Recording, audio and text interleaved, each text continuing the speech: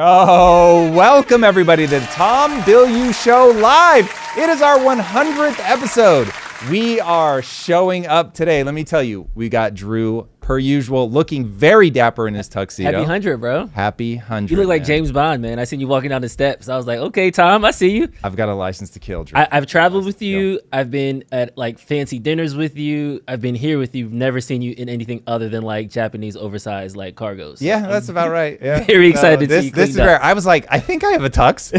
I'm pretty sure. Here we are. And by the way, behind the camera, we have Eric and G, who are also all dappered up. Woo! In addition Let's go. to Mason, who is sporting his tuxedo as well. Gentlemen, come in. We need Let like the a world runway. see you. This is episode 100, everybody. We are going to have a lot of fun today. Eric doesn't have a head, apparently, in the white shot. There it is. There he is. I promise. There it is. He's here. Now, wait, yeah, Eric, yeah. did we get the gold chain? We told him yesterday. I told him to wear the told chain. him. You had to wear the chain.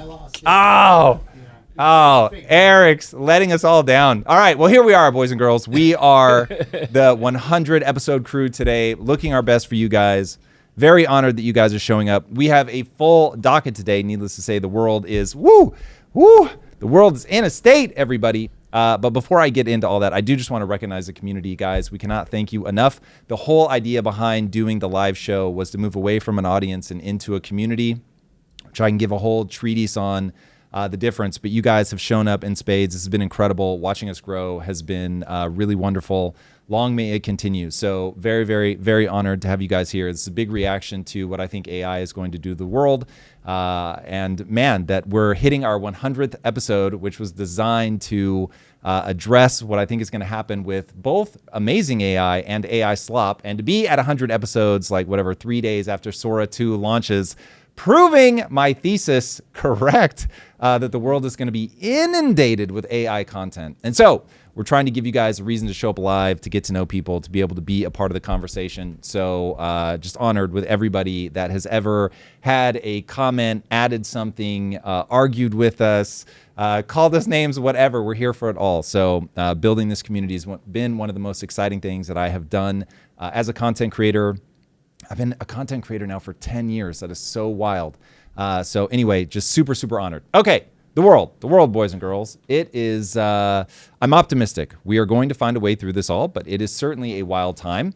The healthcare battle is raging right now as we enter day 3 of the government shutdown. Everyone is pointing fingers at everyone else. We're going to get into that. The battle lines do seem to be drawn around the Affordable Care Act. And honestly, what you consider an immigrant versus an illegal immigrant. We will definitely get into the details. Now, for people that don't know, the big, beautiful bill stripped millions of coverage, including some immigrants that Republicans are claiming have been moved over to essentially temporary legal status, but really it's all just deployed to give illegals coverage. But the stock market apparently loves what's going on with the shutdown as we hit an all-time high yesterday. So we'll see how we continue today. But I think that the continued chasm between the average American and asset ownership continues to be the revolutionary signal to watch. So while I'm personally enriched every time the stock market goes up, it is not necessarily just a positive signal. Though I hope if you guys are here, I have browbeat you enough around asset ownership that you guys are all plugged into the stock market. Yay! But we can't lose sight of something that Eric Weinstein is calling revolutionary empathy. And that's something he covered recently on the Piers Morgan Show. We're going to be talking more about that today, and hopefully Drew will also be able to pull up a clip. I covered this in my most recent deep dive, and I want you guys to see that. It is an important idea, and failing to understand revolutionary empathy is going to allow it to grow unchecked, and it's going to make this moment in history extremely confusing. So it's one of those things, I've never heard anybody other than Eric talk about it. I'm sure it's a long-standing thing, but nonetheless, nobody is talking about it. And it's exactly what's, I would say, behind the horrifying terror attack in Manchester. If you guys haven't heard about this, targeting Jews on Yom Kippur, which is the holiest day of their year. Pretty brutal. We'll talk more about that. But the quick of it is a man drove a car into pedestrians, then exited and started stabbing people near a synagogue. It's not good. All right, Musk and others canceling their Netflix subscriptions, which as far as I know has actually impacted their stock price. So this could be something that's actually gaining momentum. It's around children's shows discussing LGBTQ plus values. You guys know my thoughts on values. And hey, this is fun. Nuclear safety fears spike at the Zaporizhia, not sure exactly how to pronounce that, nuclear plant in the Ukraine or in Ukraine. So wild time, boys and girls, especially as things heat up between Putin and Europe. Although Putin has nice things to say about Trump, which is interesting. But we'll see. We'll see how it all plays out. Drew, welcome, man. Yeah. It is. It's an exciting day, certainly for us. It is a wild day, and I grow more concerned about. I don't even want to say it. It's interesting. Yeah. I find there is a break in my brain every time I go to say the word revolution, but I do have growing fears. They are not de-escalating. And I find in the beginning, I felt like I needed to really bang the drum because I didn't think anybody was taking the economic signals serious enough. And now I'm like, I've got to find a way to shove myself and others right to the middle. Yeah. Because boy, oh boy, this will get insane if we don't pump the brakes. Party lines are definitely splitting. I have a friend that I call radical left.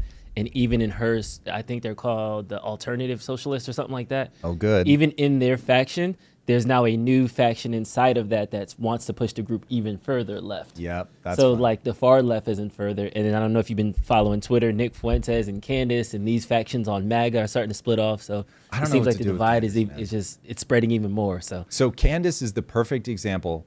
Oh, God. I'm going to make a comparison in a second that I'll probably regret. But Candace is an example of what happens when you are convinced that you're right. And she's just not leaving any room for error, not leaving any room for I might have some piece of this wrong. It is just wild. So, I mean, hey, at this point, she really is betting her career on it, which she said, I'll stake my reputation on. Well, she has certainly done that. I hate to see that. I just hate to see anybody that comes at something so convinced that they could not possibly be wrong. It is not a wise way to live your life. All right, the comparison I was going to make, I do not mean this ideologically, so please forgive me for the person I'm going to draw into this. But this is how I feel when I look at Michael Saylor. And I'm like, if you're right, you're going to be one of the richest people in the world, if not the richest person in the world. But as a way of moving through life, it is so high risk. It's just so many people get eaten alive by feeling like I can see the future so clearly that I'm going to bet everything on it. But listen, the way to become the richest person in the world is to bet against the consensus and be right. I just want to remind everybody, if you're listening to me, you are listening because you want a voice of reason in your head. You want somebody who's a little more, hey, let's de-risk a little bit. I'm not the guy that you go to because you want somebody to hype you up when you're standing there.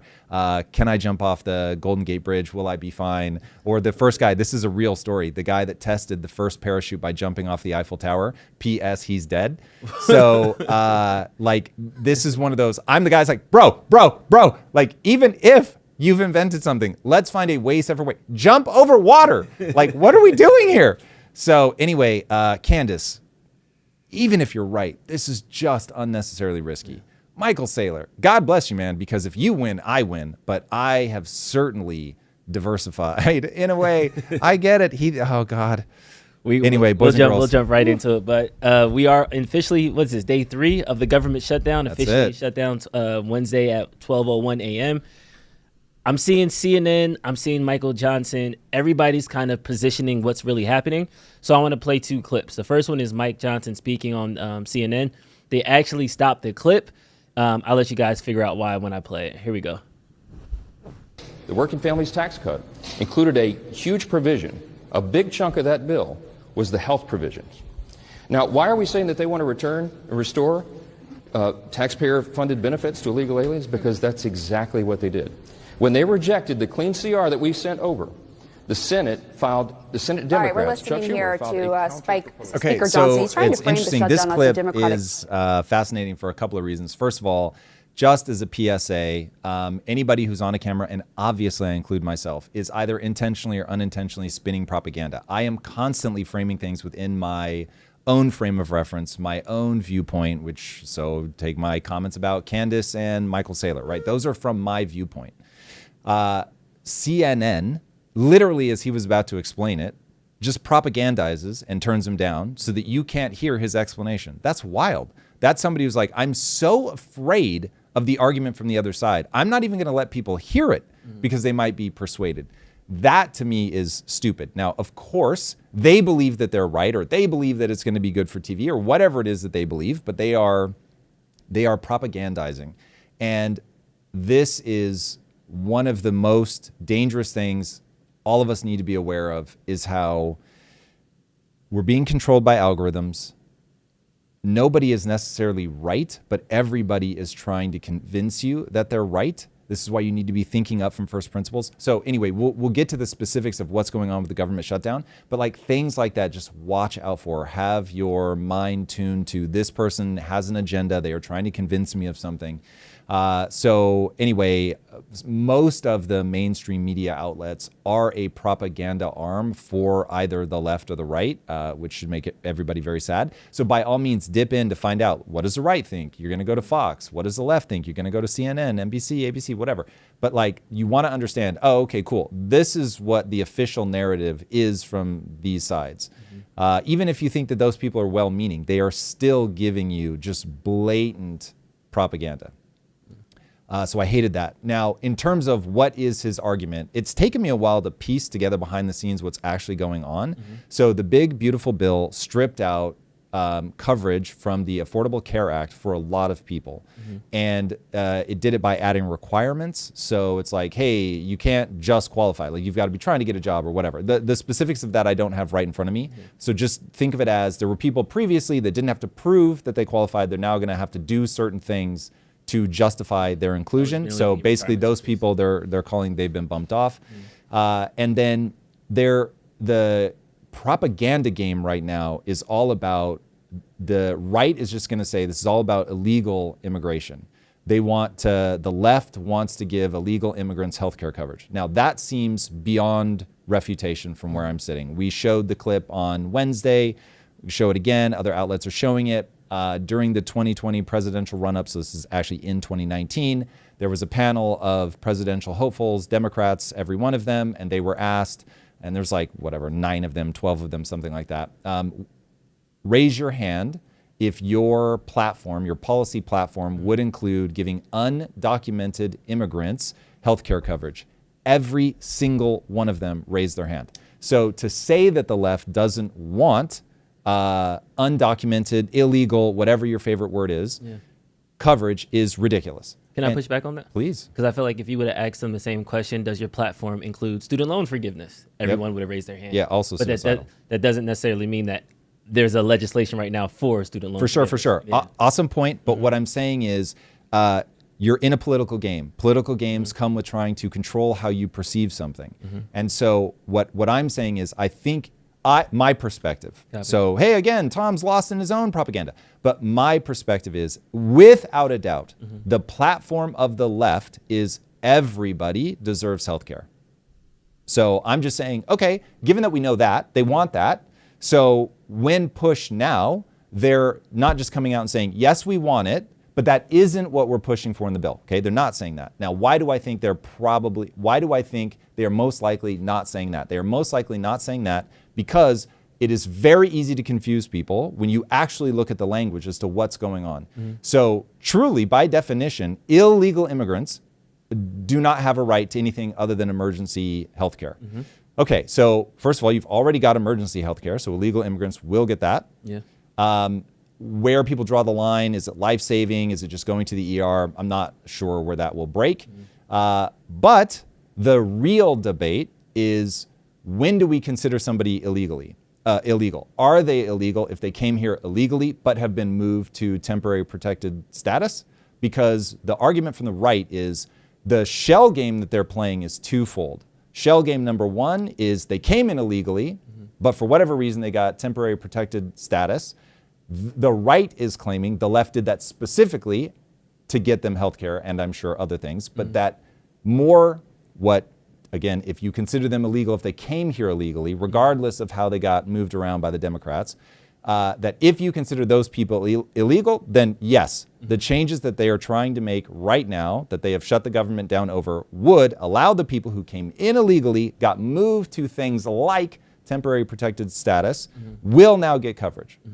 Now, when you really look at the numbers, though, that's a pretty small part of it. Like, I get it. It's the rallying cry. It is what the right is going to bang the drum about, because call it of the 1.5 million, it's probably somewhere around 12% or something of that number would go to people that are immigrants.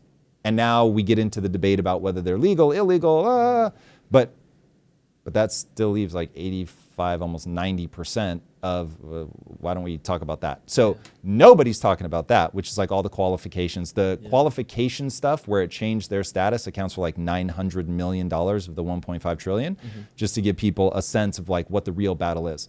So there's two ways to look at this. And that is, this is just all propaganda. And then the other is, no, there's a sincere debate to be had about like when are they considered legal, illegal? But nobody's talking at that level. They're all just trying to give messages that are easy to repeat. No, 100%. And I want to jump into the Rokhan on the All In podcast because he breaks down exactly just that, the 90-10 difference of what is driving the conversation. Before You're we on get to that, we got a $500 super chat. So Hey. Damn! From who? from the Bitcoin Ben Show. The Bitcoin Ben Oh, Show. Bitcoin Ben is back, brother. Thank you. Yep. Goodness gracious. Super chat. So I was at Mar-a-Lago last year. I can verify that Trump is planning to use Bitcoin's strategic reserve to recapitalize American government and the American people. He has signed an EO to place Bitcoin in all 401k accounts so all Americans' wealth grow as Bitcoin rises. My companies and I are working with governments to set this up. Let's go. That's great. I am admittedly in need of doing a proper deep dive on what the second and third order consequences will be of a sovereign wealth fund, which is effectively what it feels like he's trying to set up. But getting Americans tied into the stock market, given what you guys have heard me talk endlessly about, which is irrefutable in terms of asset ownership, is essentially all that matters when you're printing money, the way that we're printing money. So yeah. Massive. Love it. Yay.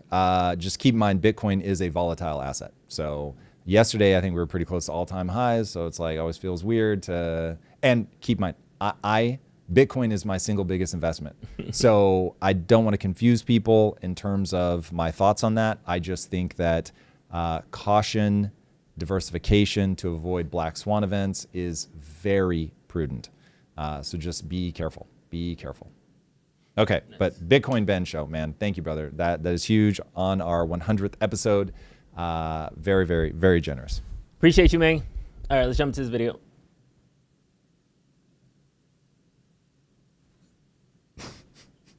I clicked the play button 17 times. Oh my goodness. Am I tripping? No, I see your cursor's right over it. All right, refreshing. Okay, now here we go. For real this time. There it is. Nope. Credit and the healthcare subsidies will largely go to folks that I'm are getting here trolled right illegally. now. Being trolled, yeah. You're on the There verge we of go. a shutdown. Bro, the argument on the other side says that the tax credits and the healthcare subsidies will largely go to folks that are here illegally. Can you confirm or debunk that? First of all, it's a very small portion of people that we're talking about. So 90% is not anything to do with those who are undocumented. That's just the math, right? I mean, so we can argue about, He's correct about the that. 10%. But we have in this country something called emergency Medicaid. What does that mean? If you're undocumented. So listen, I'm going to say something that I know. know is never going to happen, and that is if you start doing the research, this becomes very clear very fast. So I just started talking to ChatGPT and Grok and going back and forth between the two, like trying to figure out what's real. Okay, what about this? Where's that number come from? Okay, what's the total? How much of it goes to immigrants? What's the debate about? Like, you don't have to ask but like 5 or 6 questions, and you're like, oh, I get what this is. It is wild to me that people don't do that research. They just stay at the headline level, get super angry, and start freaking out. Like the fear that I have is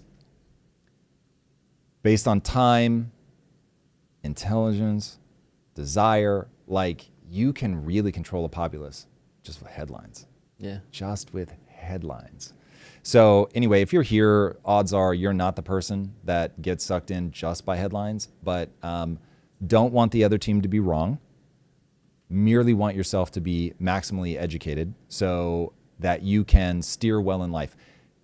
Remember, skills have utility. So I have a really strong worldview about money printing, socialism bad, all of that. So who is Drew pitching me as guests? People that believe the exact opposite. And I love that because even if they end up proving that I'm wrong, that's super useful. For however much money that we make running impact theory, I make way more in my investments. So my investments dwarf what I make as a business guy at this point in my career. Obviously, there was a period where that wasn't true, but when you understand something real, you can do things in life other people can't do. So just remember as we listen to this, if you hear things from me or anybody else that like hurt because they make you realize you were wrong, just remember being right has utility. Being wrong only has like emotional value. So anyway, just a PSA.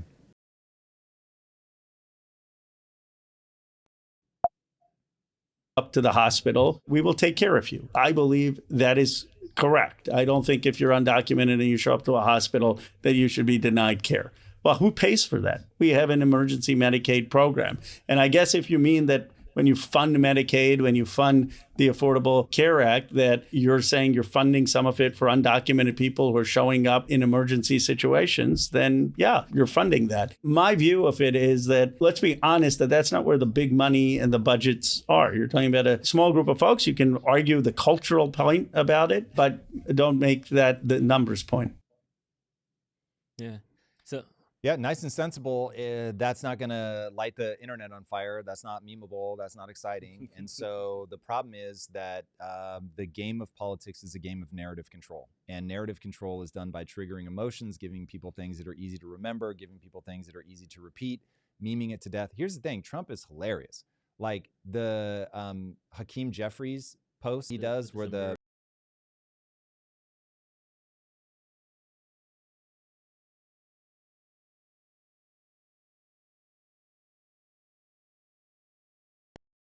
So he knows how to do it. He knows how to do it. Like he knows how to speak in the language of the internet. He knows how to trigger people's emotions, and it works. People talk about him all the time. It's wild.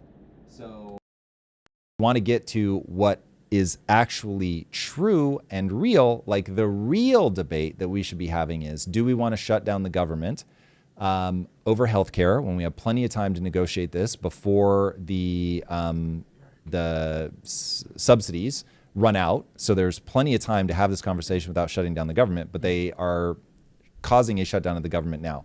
Are we okay with the fact that the Democrats signed off on a continuing resolution bill 13 times and now off of a budget that was set under Biden, they're not willing to extend? So it's like, if we were having the debate at the real level, it's more nuanced. Mm-hmm. It's not as easy to repeat. But if we could actually have the conversation at that level, then we might be able to make some headway. But yeah, this stuff it's just complicated enough. It's just nuanced enough that they know, it's not going to work to have the conversation at that level. So publicly, I'm going to say all this crazy, outlandish shit. And then privately, hopefully, they're having the real conversation. But the real conversation, as Rose pointing out here, is about the 90% of people that got booted off via the BBB.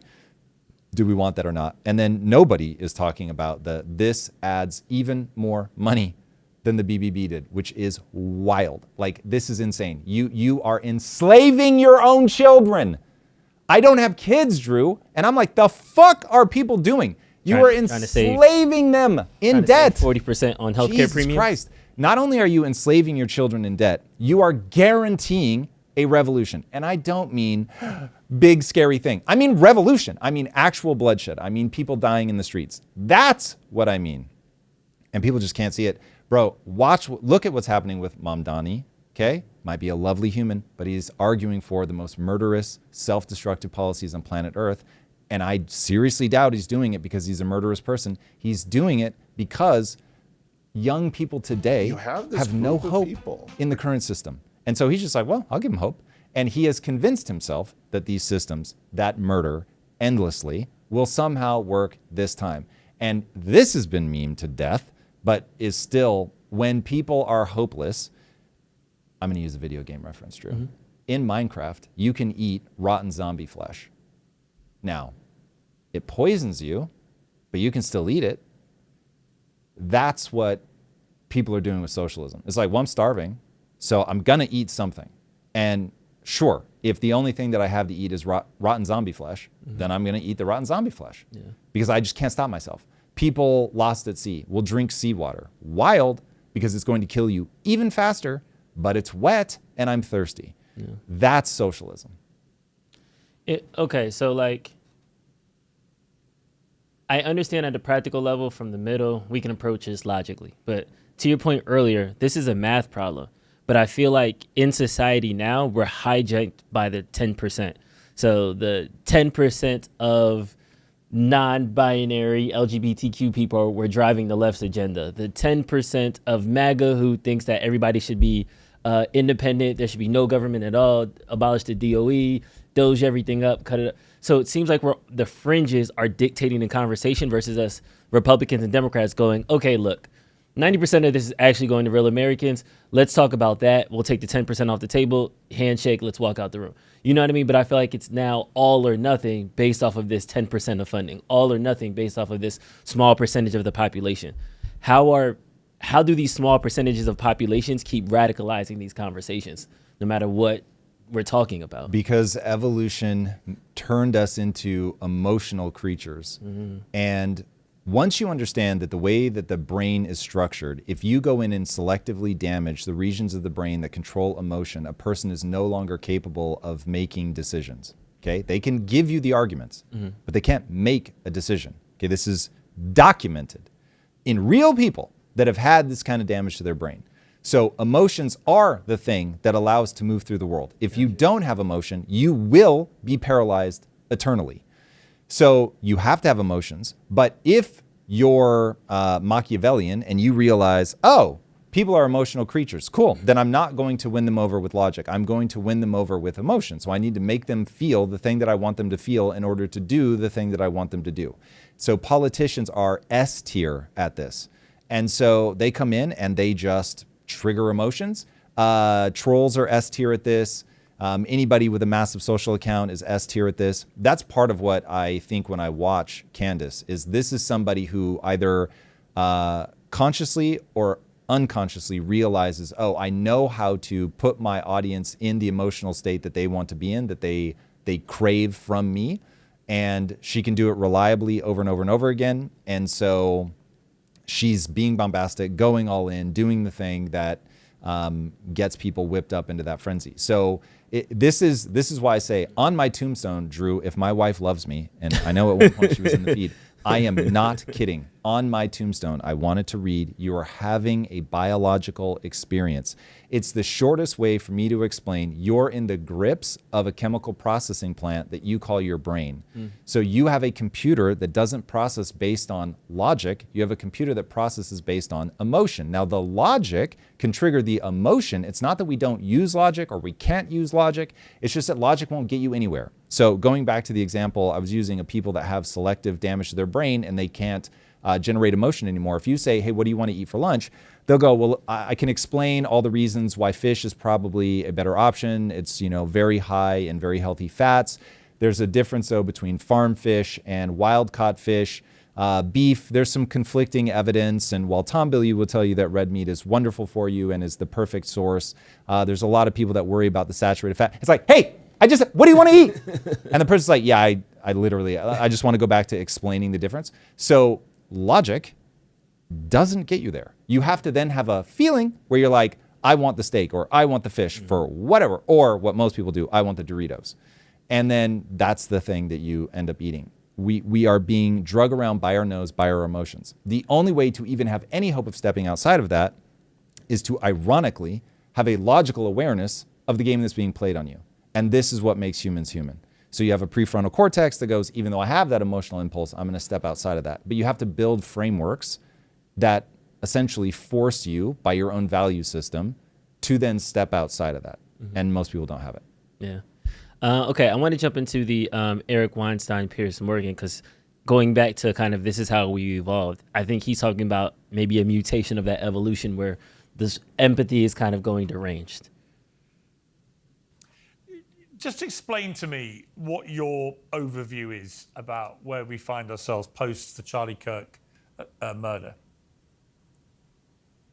If it's as quiet for them as it is for us, spot. we're not going to hear anything. I guess from my perspective, it's been fairly clear to me that we've been aggressively normalizing revolutionary thinking, and we don't recognize it when we see it.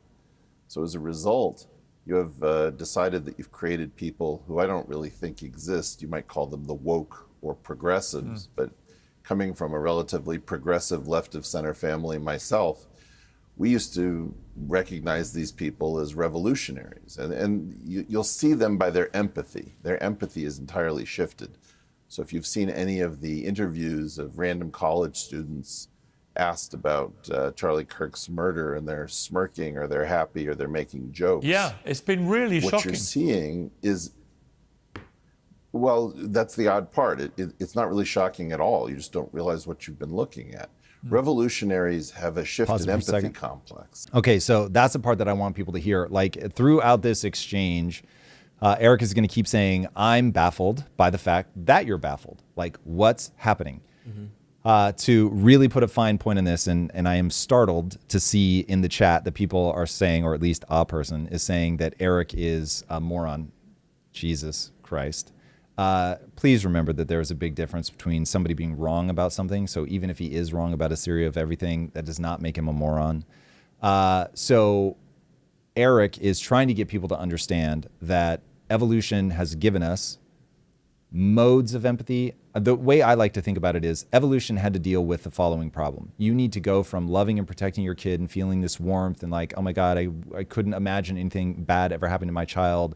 I would lay my life down for my child, for my wife, for my tribe. I love these people. You feel that like deep sense of connection and joy and I mean, it's really a beautiful feeling that I think many people would say, this is why they say God is love. They feel that. Okay, that same creature that's like, God is love, I love this person, somebody comes into your village to try to kill your people, a switch flips in your brain and you want to see their insides spilled all over the floor.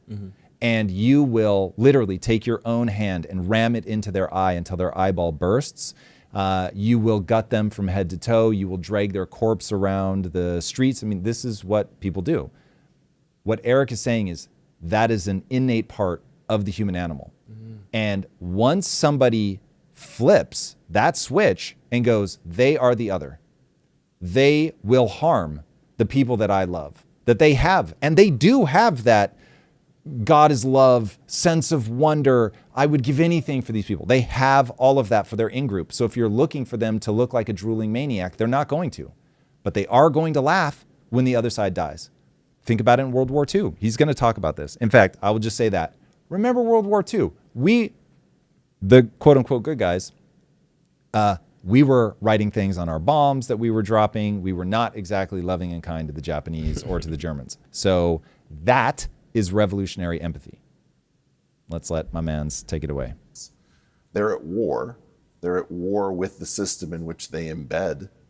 And the nurses administering your IV, the person making your coffee, the person at the DMV processing your driver's license is someone who is often completely unsympathetic with the society in which you exist and who would ask for its overthrow, potentially with violence, and often violence is to be celebrated. So, you know, there's language around this called direct action.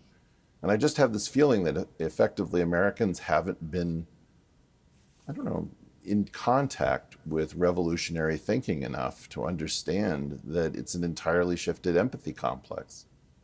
But is it almost worse than that? If they were genuine revolutionaries, then perhaps I would subscribe to that theory. I also think a lot of them have been contaminated by the constant refrain that Trump's Adolf Hitler, that his supporters are Nazis, they're all a bunch of fascists, that if you are a bit of an unhinged young brain and you keep hearing that repeatedly and you see it all over your TikTok and everything else, that eventually you sort of see it almost as a civic duty to defend your nation against these Nazis. I think that's part of the problem.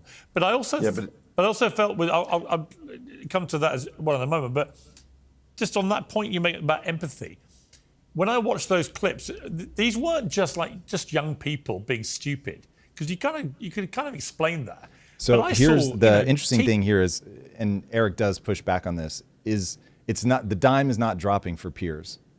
And in fairness, I think that sometimes Eric's language can be a little erudite. And so in my deep dive, in fact, if we, the great irony, the word erudite is erudite. It's overly fancy. It's so highbrow that people are like, what? Eric will often tweet something that makes me think of something where I'm like, ooh, like if he means this, that's really powerful. But I'm often like, did he mean that? So, yeah, I would love to see Eric say things and look, Eric needs to be Eric, so whatever. But those messages, I'm glad, sometimes get brought down to a more colloquial way of speaking because sometimes they're just a little too hard to parse. A single gunshot rang out. If you get to the part where I mention radical or revolutionary empathy, it's like it's got its own section. I now think I was correct in what Eric was trying to describe. So originally in the piece, you're going to hear me say, I'm not sure that I'm explaining correctly what he means. I think I am. All right, so here it is. This is from the deep dive that I did on Monday, which you guys should definitely watch, about Charlie Kirk and what Charlie Kirk's assassination means more than just the assassination itself. So here we go. This is part 2, Revolutionary Empathy is Deadly. Revolutionary empathy, it's deadly.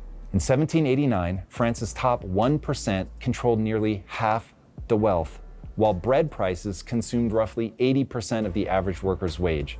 I hope that sounds distressingly familiar.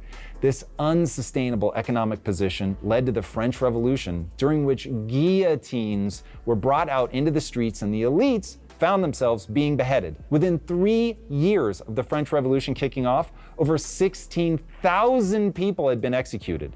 The bad thing about bloodlust is that once it gets started, it is nearly impossible to stop because it's not about ideology or even problem solving. It's about thinking emotionally and being enraged and then riding the wave of lunatic certainty that comes along with that.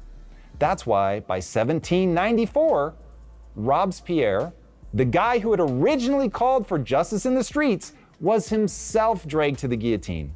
Violence stops being about a cause and starts being the solution for anyone you don't like. That is the loop. And that's why the French Revolution didn't end in equality. It ended in tyranny and empire. Napoleon understood that bloodlust couldn't just be switched off. It had to be refocused. And that's how he rose from the bloodshed, by channeling France's revolutionary rage away from itself and into 16 years of near constant wars of conquest that killed over 3 million people across Europe. It simply... I thought that was like an interesting stat that the person who started the revolution ended up himself at a guillotine. Yep. And that revolution... This is how it works. After this, it didn't end in equality for everybody. It ended a conquest and a dictatorship. Yeah. Now, did we already, I was in chat, did we already get to the part where I'm talking about what Eric said? Yeah, the revolution. The French part. It starts there, but I literally say the words, Eric Weinstein introduced me to an idea called revolutionary empathy. Didn't matter we already hit that, yeah? that the wars had nothing to do with equality. Once the masses get a taste for literal blood, once they are reasoning emotionally, they become a swarm of locusts that will devour anything before them. That's us, all of us. Nobody escapes that. History is clear. When economic despair fuses with envy and ideology, violence is inevitable. It's only a question of scale. Eric Weinstein introduced me to a term he calls revolutionary empathy. Now, honestly, I don't know if he came up with that or if I'm even using it in the way that he intended it. But for me, those words perfectly encapsulate what's happening right now. And it's critical to understanding this moment.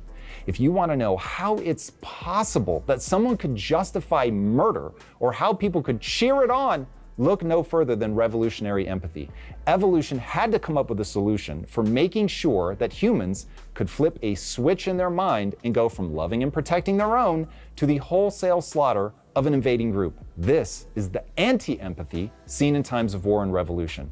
That's how you get Luigi Mangione and Tyler Robinson, two men with disparate motivations, being connected by the same psychological virus. Both believed in the absolute righteousness of their cause. Both believed the person in front of them wasn't just wrong, they were evil.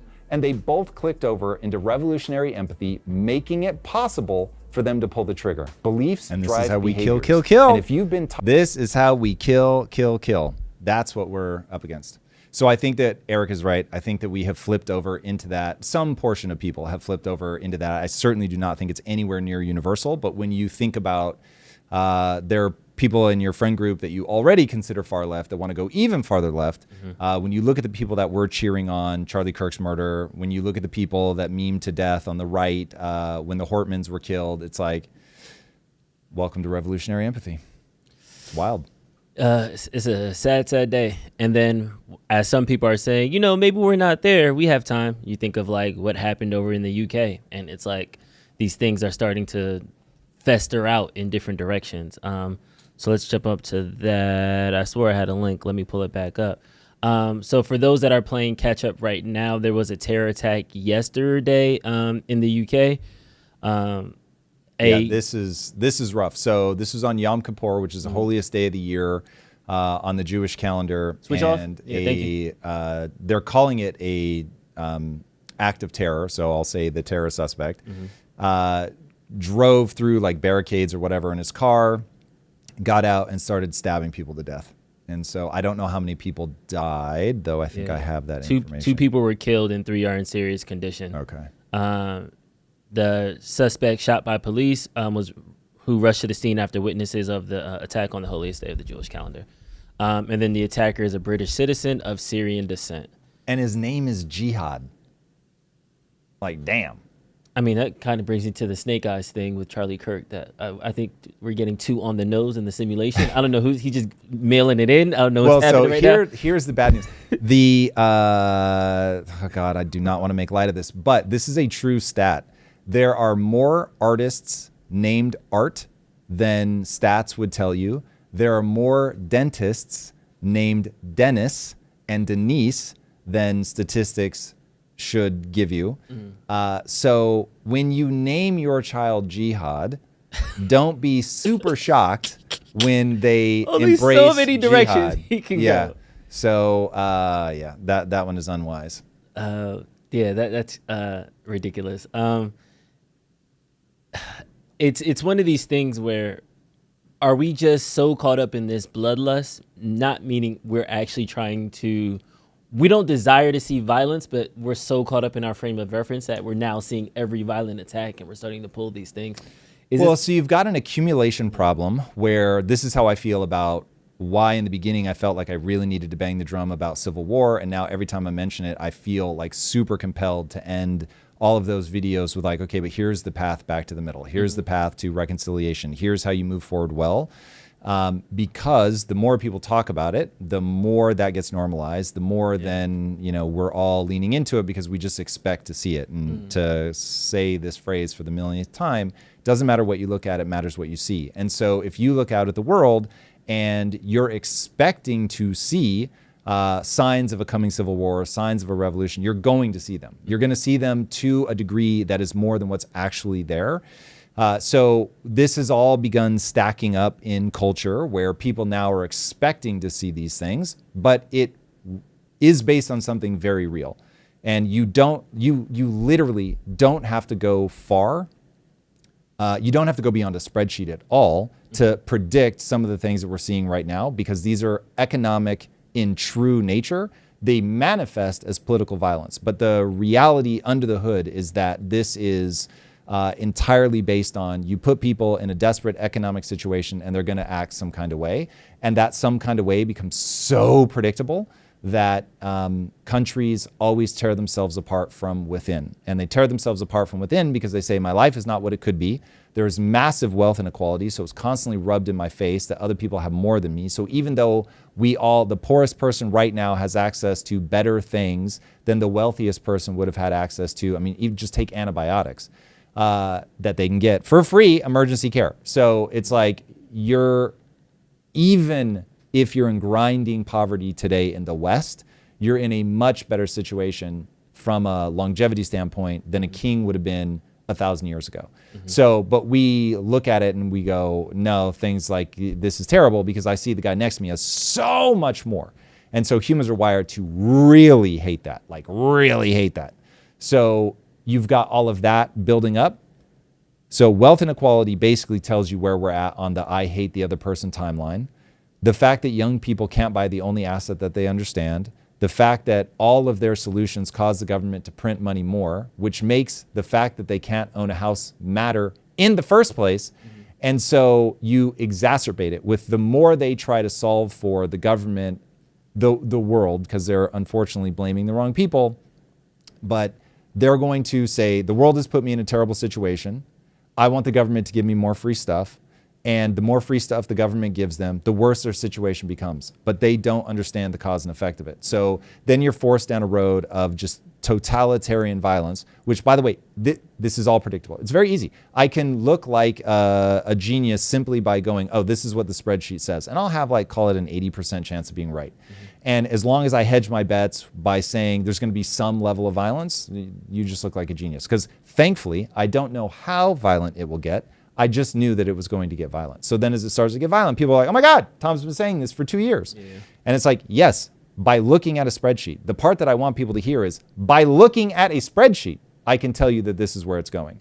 So if I can tell you that by looking at a spreadsheet, this is knowable. If it's knowable, it's avoidable. But the problem is because we're emotional, it's like, oh God, is there actually a way now, given how far along we are with the tit for tat violence, that we're actually going to be able to pull out of this?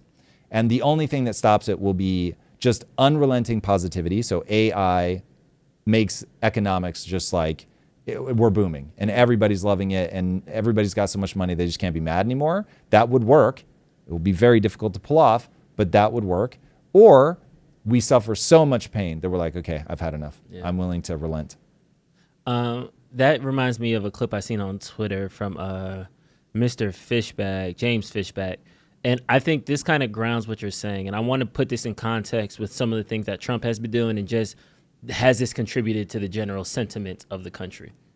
The federal government budget is 54% higher today than it was right before COVID in 2019. That is insane. Ask yourself, is your life 54% better? The government services, the government response, is it 54% better than it was before COVID? The answer is obviously no. We got too many bureaucrats, too much spending, Doge the entire system. Yeah. Let's do round two of Doge, a turbo Doge speed run over the next month. It won't work, man.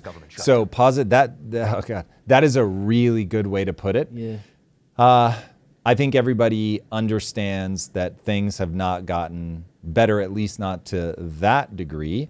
Yeah. The problem is that so much of that spending just had to do with going on a hiring spree. Mm-hmm. And so you can affect your jobs numbers and your GDP, shockingly, simply by hiring people into the government. And it's ridiculous because that's phantom. It's not real. You're not actually adding to the productive economy, but you're giving people jobs, you're money printing. So even the money is phantom, but nonetheless, it looks good on certain reports. It makes people feel good. They now have a job. We can say, hey, things are growing. Mm-hmm. So when you do that, when you create a system that is that inefficient, you create the situation that we're in now, where people are never going to let you cut because they certainly don't want to move backwards. They're panicking already. So they're not going to want to move backwards. But nonetheless, the system that they view as reducing it would be moving backwards is not delivering the outputs that it needs to deliver, and it's making things worse.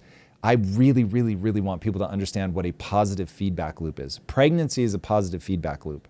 And so it just keeps going. Unless you interrupt it, it's going to keep going until 9 months later, the woman starts having contractions and the baby is ejected from her womb. Mm-hmm. So it's there's a hormonal cascade that keeps us all moving. And so as the hormones hit a certain amount of different types in a certain cadence at different timing, then boom, the baby comes out. Mm-hmm. So that's what we have here. We will go broke. We will go broke. There is a knowable sequence of actions that leads us to going broke that we are doing, which is roughly, hey, if you add $1 trillion to your debt every 100 days, then you're going to go bankrupt. It's not an if, you're going to go bankrupt. It's mathematically certain.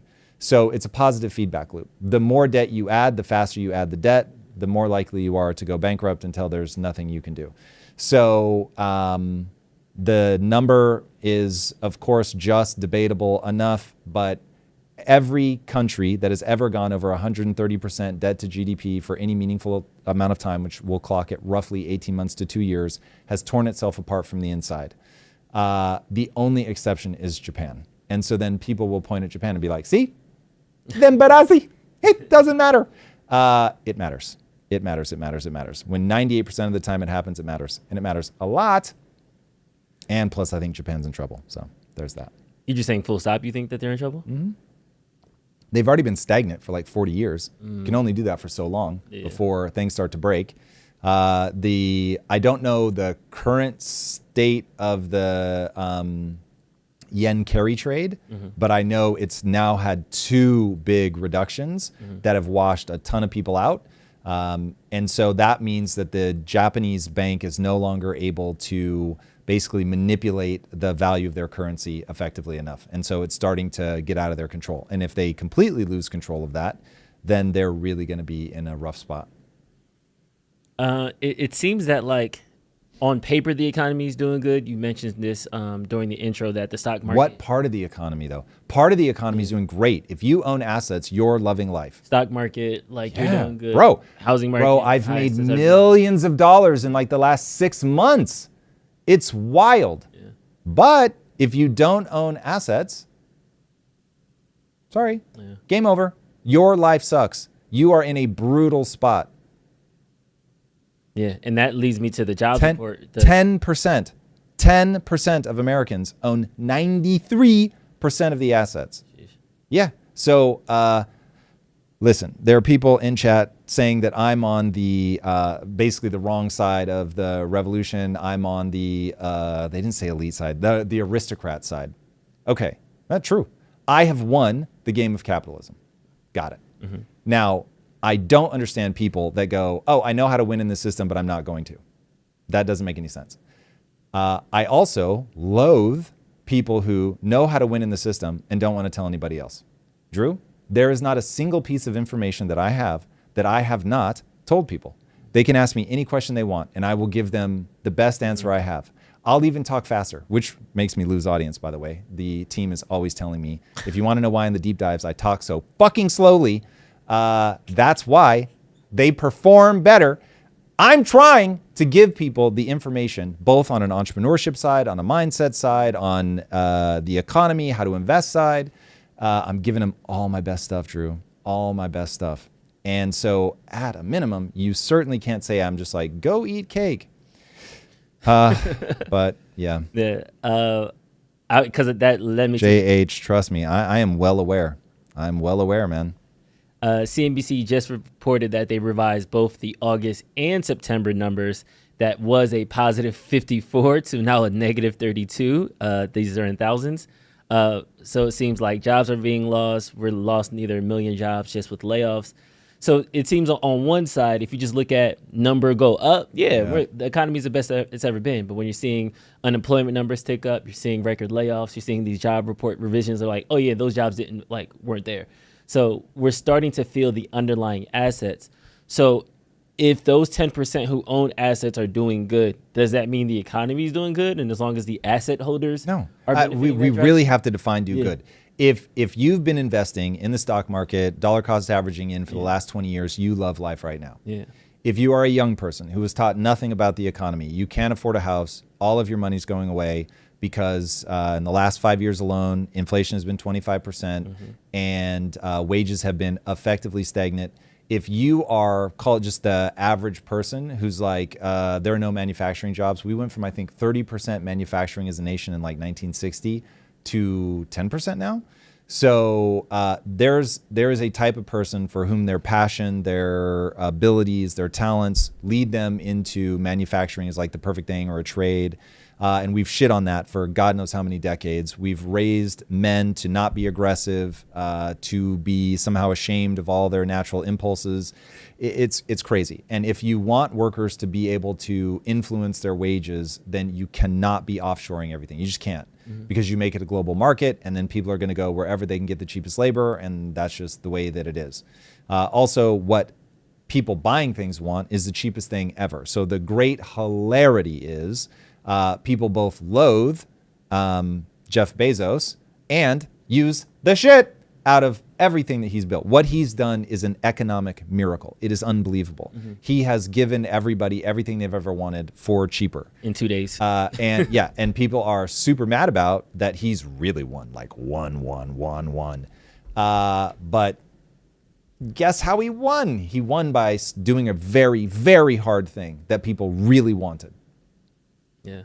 But at the same time, when non-asset holders are struggling, job reports are getting revised down. Good old Donald Trump is at a record high, $7.3 billion, showing his wealth increase. Oh yeah, especially over the last year. So whether it's Becoming the sneakers or the steaks or the Bibles does he sell Trump Bibles? Yeah, there was a Trump Bible. For real? There was a Trump Bible, the World Liberty coin. Wait. I need never some heard of it? stats on this. There was a Trump Bible. How many copies has he sold? That I don't know. Oh my God. He was definitely selling like. Chat, come on. Somebody has to know how many copies of his Bible he sold. God bless the USA. Yeah, the original God bless the USA Bible. $60 Bibles. The USA Bible. This is amazing. Yeah. This is the kitschiest thing I've ever heard of in my life. I might need a USA Bible. Trump is gonna make you buy a Bible, Jesus. Bro. Come on. How you work? Who am I? Who am I to judge? God. There's different covers. Oh my God. As somebody who's made unique comic. Well done, G. He's on it for the 100th. G's on it for the 100th. Gee, that might be my greatest sound effect cue of all time. That was incredible. Hold on. So when we were doing comic books, which by the way, shout out to the Japanese. It keeps getting better. Bro. It keeps getting better. I hope you guys are looking at your Make America phones right again. now. There's no way any of hard. this is real. This is all fake. I refuse to believe it's not only AI. guitar officially endorsed by President Donald J. Trump in gold letters. You know that's his amazing. thing. You know that's his thing. This is our president. Oh man, America. All right, hold on. I've got a whole bunch of nested thoughts open. So one, shout out to the Japanese comic market. Baruto sold 10 million copies in 2025. Sheesh. Bro, there's no money in comics, as I learned the hard way. But as I was going down the path of, okay, how am I going to make this work? Ends up leading me to Japan. They've just done it well. They've done it by focusing on kids. Okay, close that loop. The US Bible having multiple covers. This is something you do in comics so that people will buy multiple because they want to be a completionist. They want all the covers. It's phenomenal. It's actually how the only way the very limping and nearly destroyed American comic book market stays alive is with collectors that want all the covers. The fact that his USA Bible has multiple covers so that you will buy more. I love it and hate it at the same time, Drew. I love it and hate it at the same time. This is amazing. This is amazing. I have so many conflicting feelings about all this right now. This is wild. So I remember you called know your audience. The meme coin release, like the Trump coin, icky, and that was kind of a wrong way to do it. Yeah. This is my frustration. Let me just get on my soapbox for a second, because I think right now we're knee deep in a government shutdown, arguing about 10% of a bill revision that impacts a small margin of community. Meanwhile, grocery prices are still high, inflation is still kicking, unemployment starting to tick up. Well, okay, in fairness, right now inflation is not a problem, but it went up 25% in the last 5 years. Just I don't want people to think that I'm pushing like some false narrative, but yes, got it. It's not zero. It's not negative. How you right, which is what it should be. Yes. So there are real things that need to be established, but yet I feel like we're distracted by all of these things. Yes. So how do I stop? How do I not be pessimistic and say, politicians don't care about us? Trump trying to sell his Bibles. Let me just sling my thing to get rich and get out. Oh my God! Thank you for that question, and I swear you did not set me up for this. Thank you. I actually love this. Okay. All of my deep dives, I now end with, like, first I make a pitch for, okay, this is what we'd have to change at the societal level. I'm so pessimistic about that, that then I end with, well, okay, you can do these in your own life. And if I could get people to just go, I can control my own life. I may not be able to control society, but there is a way to win, and you live in the age of AI and the internet. You can find all of this information out. This information is knowable. So if you want to win right now, you have to be in assets. And there is a modern miracle called the stock market. And the stock market, they are trying to, really smart people, really financially savvy people are trying to use the stock market to take from, they're trying to hustle dumb people, okay? And so if I'm going to the casino and I'm going to play against these really savvy people who are counting cards. They know how the game works. And so they're just trying to take my money. And then I will remind you, okay, cool. That is what's happening. But they, in all of their like trying to create this rigged game, they created something where as long as all you bet on is the game itself, you effectively can't lose. Now, there are no guarantees in life, but you effectively can't lose. So I know that you like the flashing lights of the stock, the fucking thing called? Yeah, slot machine. Slot machine, there we go. I know you like all the lights of that, and I know that the people over on the craps table look like they're having a great time, and I know that you think that you've got a like 2% advantage when you play blackjack. Don't play any of those games. Just bet on the game itself. Just bet that people are going to walk in and play. That's it. It's going to take you 20 years. So you're going to watch some people get rich like overnight, and they're going to like celebrate it, and they're going to put it up on the boards, and they're going to try to sucker you into playing those games. Don't do it. Just bet on the fact that people are going to play the game. And if people can stomach that it takes 20 years, it's not binary, by the way. You're making more money. You probably won't have more than a 3 or 4 year stretch where you're not making money. So for the most part, during that 20-year run, like you're actually going to be like winning. You're going to be making additional money as you go, and you just keep dollar cost averaging in, not trying to be smart, not trying to outsmart the market, just saying, I don't know, but I know that people are going to build companies, and I know that they're going to go public, and I know that people are going to bet on them. And so I'm just going to be here, and I'm just going to write it. And for the last 200 years, again, there's no guarantees, but for the last 200 years, if you just stayed in, over, I forget, a 10-year period or 20-year period, it always comes out to roughly 6.5% over inflation. So the stock market has outpaced inflation, which if you have heard me talk endlessly about it, you know exactly why. And so that's it. Like you just get into assets. Now, I'd much rather be giving you a spiel about buying a house, but alas, this is not necessarily a good time to buy a house because that is super tied to interest rates, which right now are, given that we're in fiscal dominance, is bad mojo. So that's it. And if people can embrace that, I can win individually. I may not be able to sway the whole society, but I can still win individually. Great. Now you have to be willing to take some risk. You have to be willing to get rich slow. One of my favorite stories about this, if you guys don't know Wall Street Trapper, I love that guy. He went to prison, gangbanger growing up, just like the guy you expect to rot in jail, goes to jail and happens to get a cellmate who understands the stock market. And his cellmate was like, let me tell you how the game is rigged. You can actually play to win. And just recently, Wall Street Trapper, friend of the show, absolutely love him, made $1 million on a single trade. Let's go. So it is really, really, really, really impressive. And again, when you hear him talk, I wish you could hear him from a couple years ago, 5 years ago, because he really sounds street. And so it's like you think, this guy doesn't know what the fuck he's talking about. And he is over there just stacking money.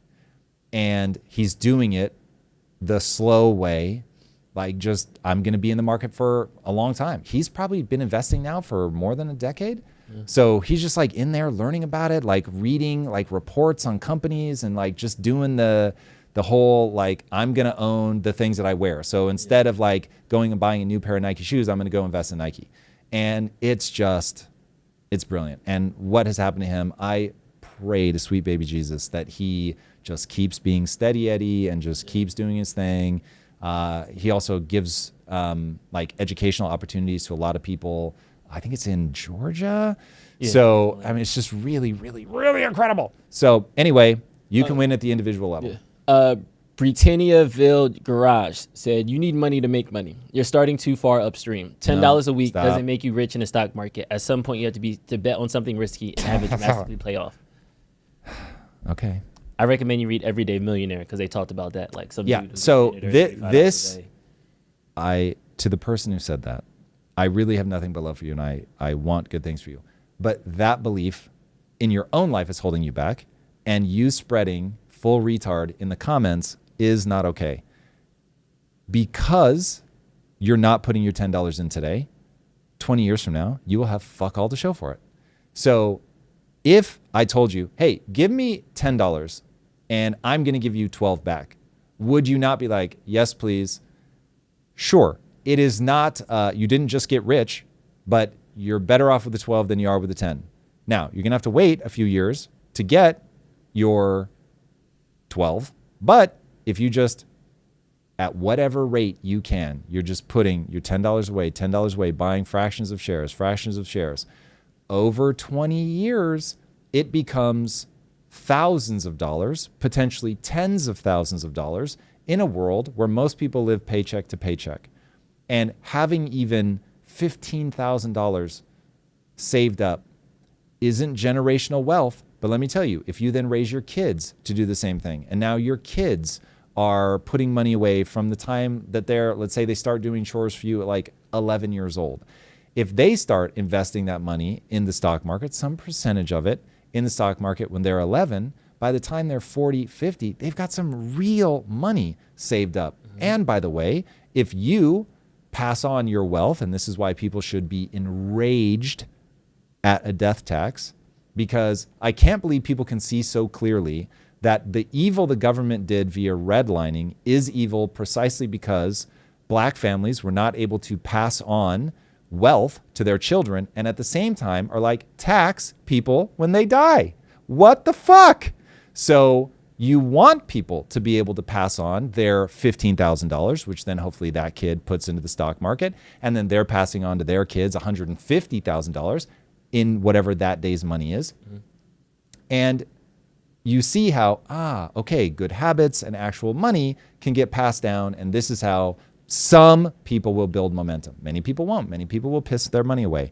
But you've got to start somewhere. And this is something that I've always, big shout out to the number of Hispanics, largely Mexicans, that flooded into America I've been here for 30 years, call it for the last 60 years, because that first generation would absolutely kill themselves working the jobs nobody wanted, backbreaking work, and they did it so their kids could have a better life. And then guess what? The kids actually had a better life. Not all of them, but man, it's been pretty amazing. You see second and third generation Mexicans that live in America doing great, fucking great. So nobody wants to be the first generation that has to do all that blood, sweat, and tears, hard work to get people started, but somebody has to do it. So let's all just be thankful that there is a mechanism by which people can do it. Ipso facto. Life with the Cool Dog Crew. It was Millionaire Next Door, not Everyday Millionaire. Sorry, The Millionaire Next Door, Thomas J. Stanley. Let's go. He chronicles like a janitor who didn't. Bro, real story too. Yeah, who didn't do more than like $30 a month or a week or something like that. It's insane. Over 30 years, he ended up making a dying with like $1 million and some change.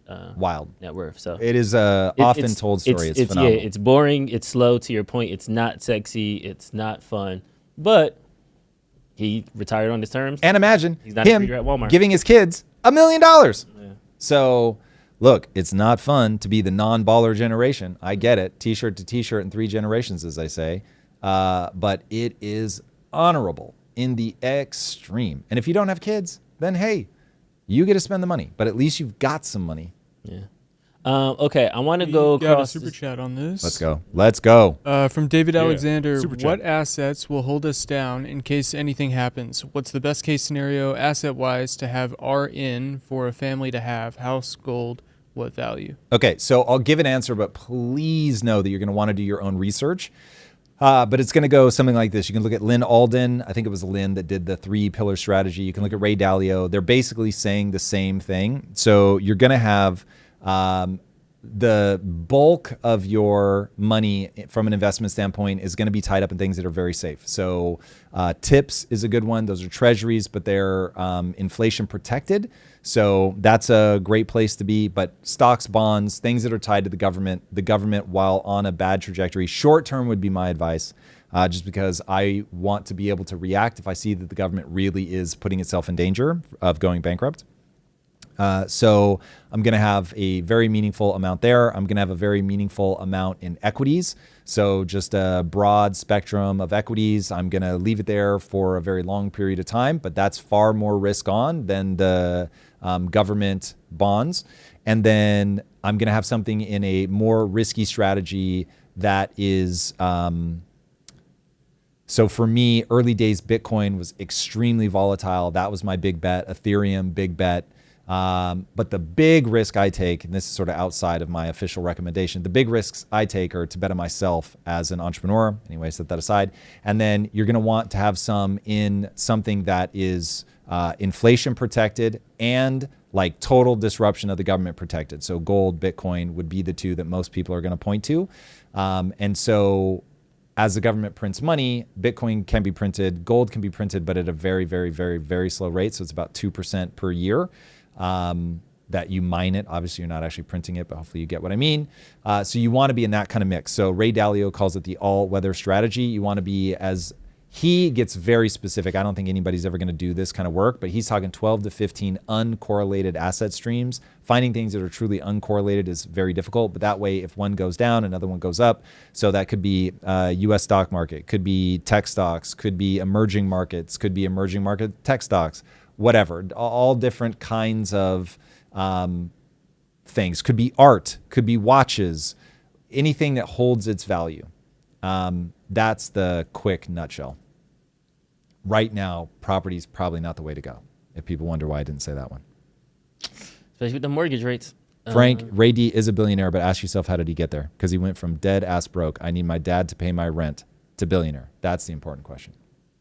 Yeah, we can't skip steps, people. Well, I think people say that, though, as like a dismissal. Yeah, easy for him to say because he's rich. And I'm saying these people get rich through a mechanism. So figure out what that mechanism is. Okay, I want to jump over to the Ukraine right now. There's been a lot happening in regards to this war. Everybody knows Russia and the Ukraine are going back and forth. But now the tactics have changed. It's now become like an energy war where Ukraine has been attacked a critical power plant. It's been doing some rolling blackouts. There was a video from Putin saying that if Ukraine doesn't calm down, they'll start targeting nuclear power plants. So it seems like this war went from drones, artillery to now strategic dismantlement of infrastructure.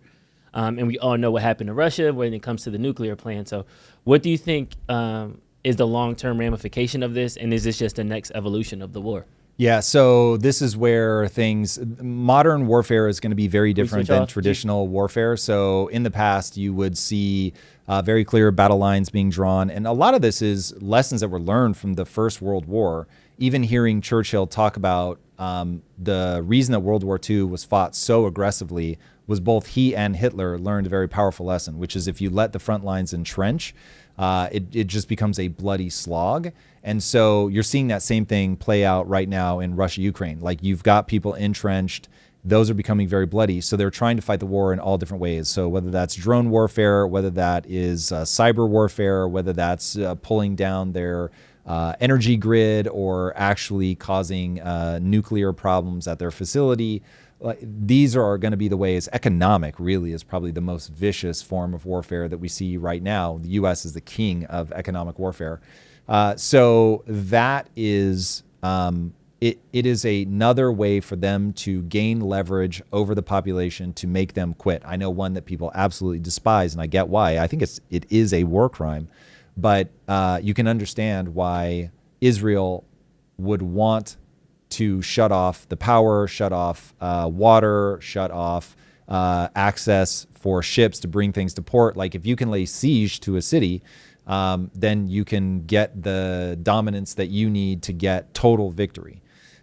So they're going to do, them being enemies, they're going to do anything and everything they can, literally anything and everything. Kidnap people, murder people, assassinate, drop bombs, drones, sneak dirty bombs if it gets to that point into different countries. That's a very escalatory thing, so they're going to be slow to do it, but don't think they wouldn't in the right circumstances.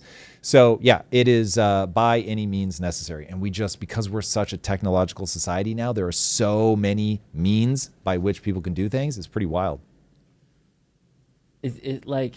It's one of those things too where this is on the table because it's a war, but you still think there's like the gentleman agreement, and it's like, okay. There's no such thing as a gentleman's agreement. There is only, if I do this thing, people will do something back to me. Yeah. I want to remind everybody that we are humans in the exact same way that the Mongols were humans. And when they would come into a city, they'd be like, hey, listen, We'll let everybody live. We're actually going to treat you well. I'm sure you guys have heard of our reputation. We really do integrate with societies. You can keep having your same religion, all that.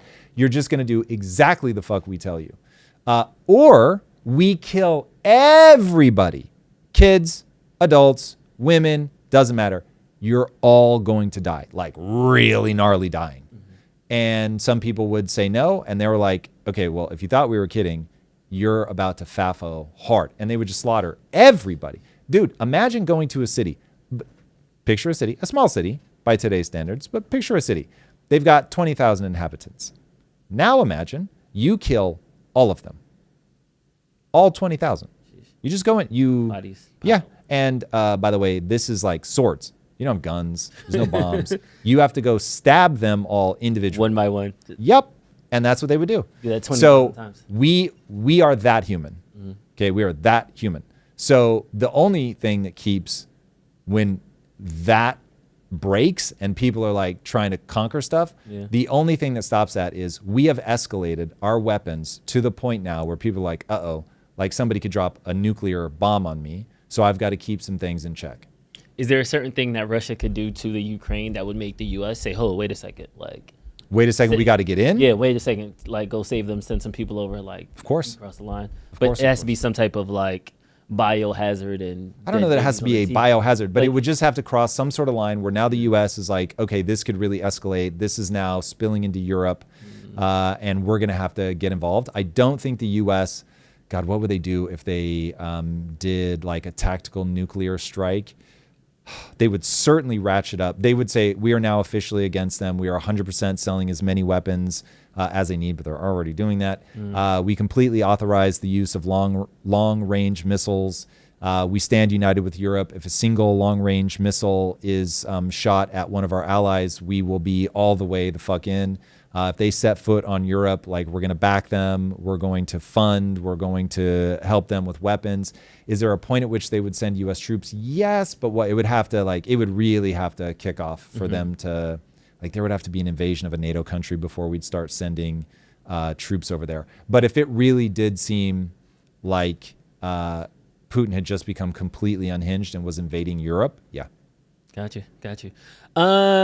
Okay, let's do something fun for the giveaway. All right, now, because this giveaway is a surprise and delight, we're going to do like a fun way to do it. We're kind of vamping this, so don't judge us.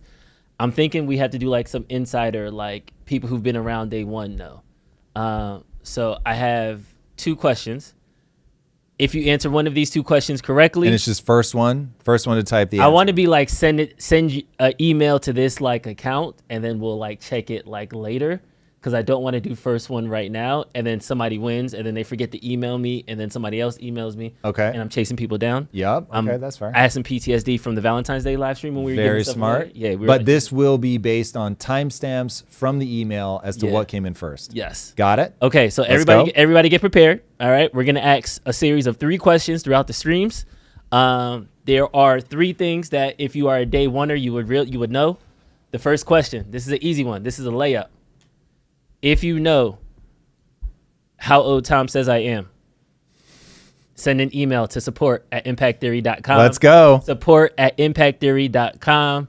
It is the first 5 people who send that. We'll have 2 more questions coming up. What's the email, Drew? What email did they send? Support@impacttheory.com. First 5 people, and we will send it to you. Give us 2 weeks. We're in Austin next week, but we'll send them out 2 weeks. You'll have them before November. Let's go. We got some really cool Impact Theory. How old have I said Drew is? Yes. People who know. There's a rumor. Yes, we got 2 more. We got 2 more, though. The day ones know. Cool. All right. Tom, what have you been watching lately on TV? What have I been watching lately on TV? My wife is in the chat. Gosh, she's going to have to remind me. The morning show, we just watched that. Okay. Have you canceled your Netflix yet? No, this is interesting. Yeah. So what would it take for me to actually like do a protest vote like that? It would have to be something pretty serious. I'm not well, your dogs can't get the transgender mind. Also virus, true. So, yeah. If I had kids, I would have had a big problem. I'd be far more terrified of YouTube, but yes. I'm glad you brought that up. Okay, so Elon Musk has been going on a crusade to cancel Netflix. This is a repost of a meme that he did. Cancel Netflix for the health of your kids. For those that are listening, it's the Trojan horse that says Netflix. Inside the Trojan horse is the transgender woke agenda. And then the Sparta is your kids. And this has 88 million views on X right now. Damn. It's interesting, though, because I'm glad you said that. Matt Kim, who's like a political correspondent, he responds to certain things. He had his like tinfoil take on why everybody wants to cancel Netflix right now. His thing was like, you want to cancel Netflix for trans ideology, but not the YouTubers for raising your kids. You didn't stop them from watching Mr. Beast when he had a transgender sidekick, or Miss Rachel when she had a trans non-binary character on her show. But now all of a sudden Netflix is the bad guy, and they're pulling show clips from 2-3 years. I want to hear his conspiracy theory, because my gut instinct is just the parents don't watch YouTube, so they're just not aware of what their kids are watching. Whereas they also watch Netflix, so all of a sudden it's like, oh, I know what that is. Gotcha. But let's hear if he's got some take. Elon Musk is leading the charge to cancel Netflix because it's so woke. He says nothing about his own platform having unlimited porn and death available to minors, but okay. Netflix has had bad, immoral content on its platform for years. So has Disney, so has HBO, so has every single platform. So why Netflix, and why now? Here's a coincidence. Elon Musk's buddy, Larry Ellison, and Ellison's son, David, they just closed on a deal to take over Paramount. The competing streaming service that also owns CBS, Showtime, Nickelodeon. And Paramount just dropped $7.7 billion to lock up the Whether US. that's what this is or not, this is a worthy conspiracy theory. All this bad kids content, you should go to Paramount. Well, we got SpongeBob and Paw Patrol, and they're not going to be trans. We got dogs on a motorcycle. So, hey, man, tinfoil hat. Bro, firmly in place. Firmly in place. This is good. I need to follow this guy. Yeah, Matt Kim is good. I've never heard of him. Yeah, Can you Slack me that? I got you. And then he gets more into the, now that Ellison owns TikTok and stuff like that, he's doing a similar empire that Elon is, and he's just kind of catping for his boy. But dude, yup. As a former filmmaker, now as a businessman, where's the line between I let my artists do their thing, but it's now going to be hard to remove the knife in my back as a former filmmaker. Ouch. Okay, I feel some kind of way about that. The problem is too accurate. Too accurate. I just feel some type of way, Drew. I feel some type of way about that. That's a shade. All right, so as a former filmmaker, yes. What's that line that Netflix will have to draw between, like, okay, wait, this is gaining steam because at last estimation, their market value is down 15 billion. Yeah. So it's like, okay, this is not a drop in a bucket, but if this keeps going, are they going to feel the Jimmy Kimmel beef? Are they going to feel the Steve Colbert beef where the president now retweets it and then now Netflix has to pivot their model?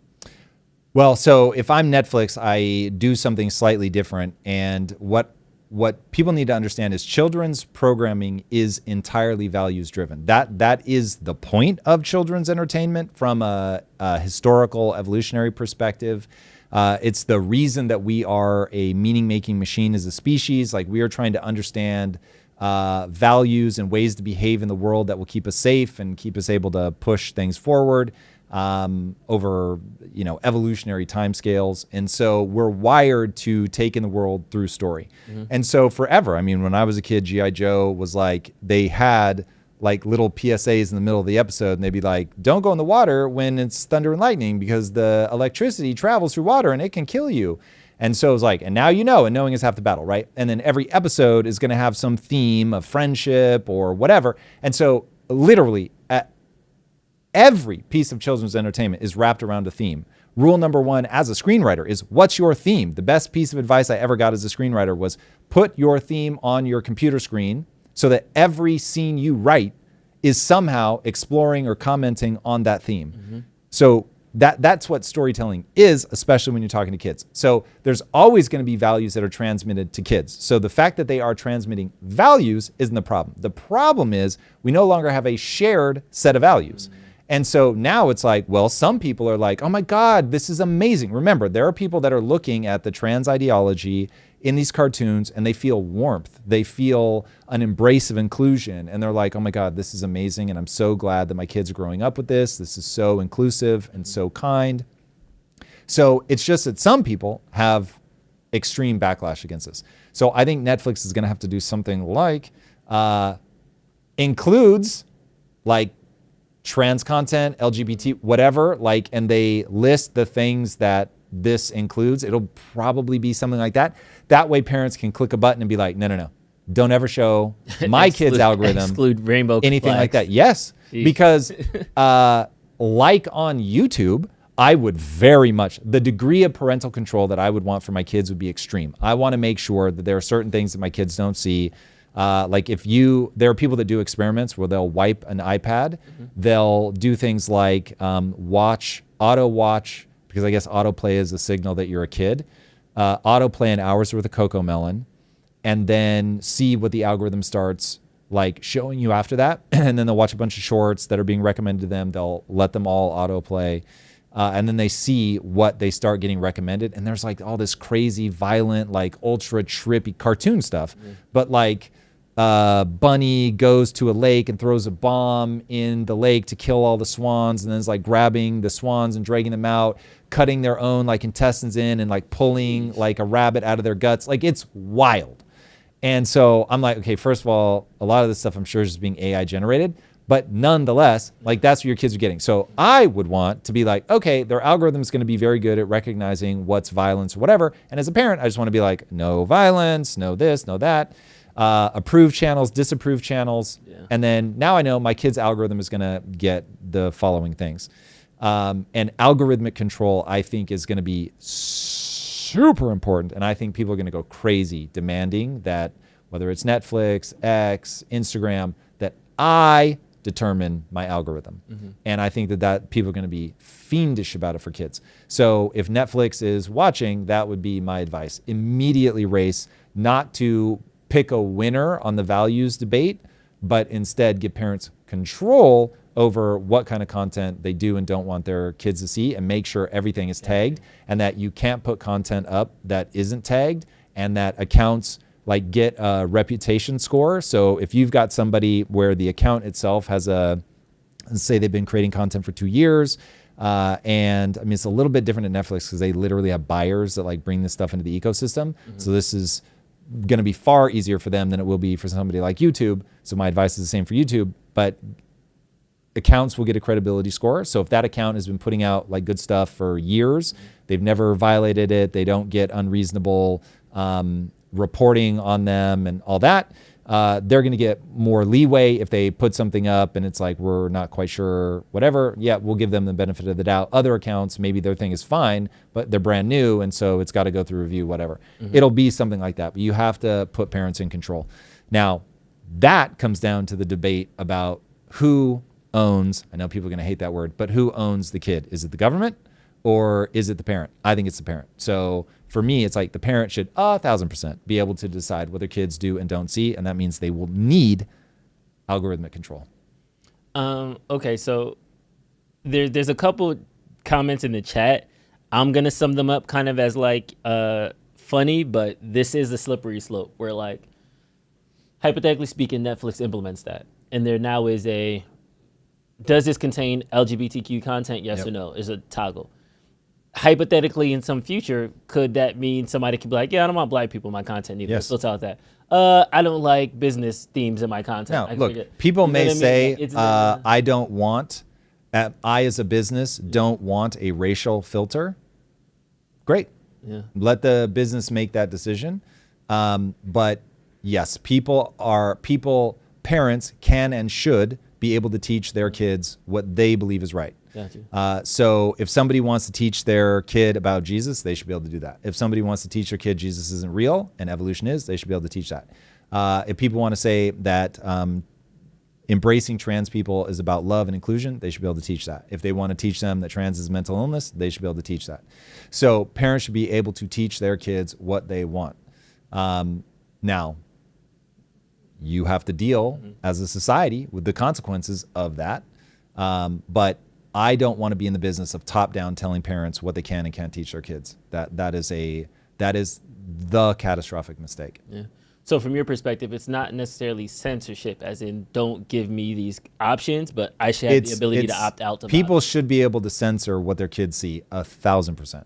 Copy. So I'm talking about what parents should be able to do for kids. So at this point, then people canceling their Netflix, it says less about Netflix and more about the ideologies and things they want to teach their kids. Sort of. Let's not delude ourselves. I think that most entertainment companies are very left-leaning by nature. I think that creative people are very left-leaning. Jordan Peterson has done an incredible breakdown of why creative people would tend to be so left-leaning. So there's less rigid borders in their mind and the way that their mind is structured and all that, which makes them less likely to be conservative and want to put up a bunch of borders and all that. That's a very nutshell-y explanation, but like it gets you directionally correct. And I think that that is true. So when you look at those companies, they're not going to feel the like, ooh, I don't want my kids to learn that. So they're, from that perspective, I think that Netflix, to use the word woke, is way farther left, is way more likely to be farther left than the average person on the left. They're more likely to feel positive feelings and sentiments around those things. So yeah, I don't think we need to pretend that their value system is going to be super surprising.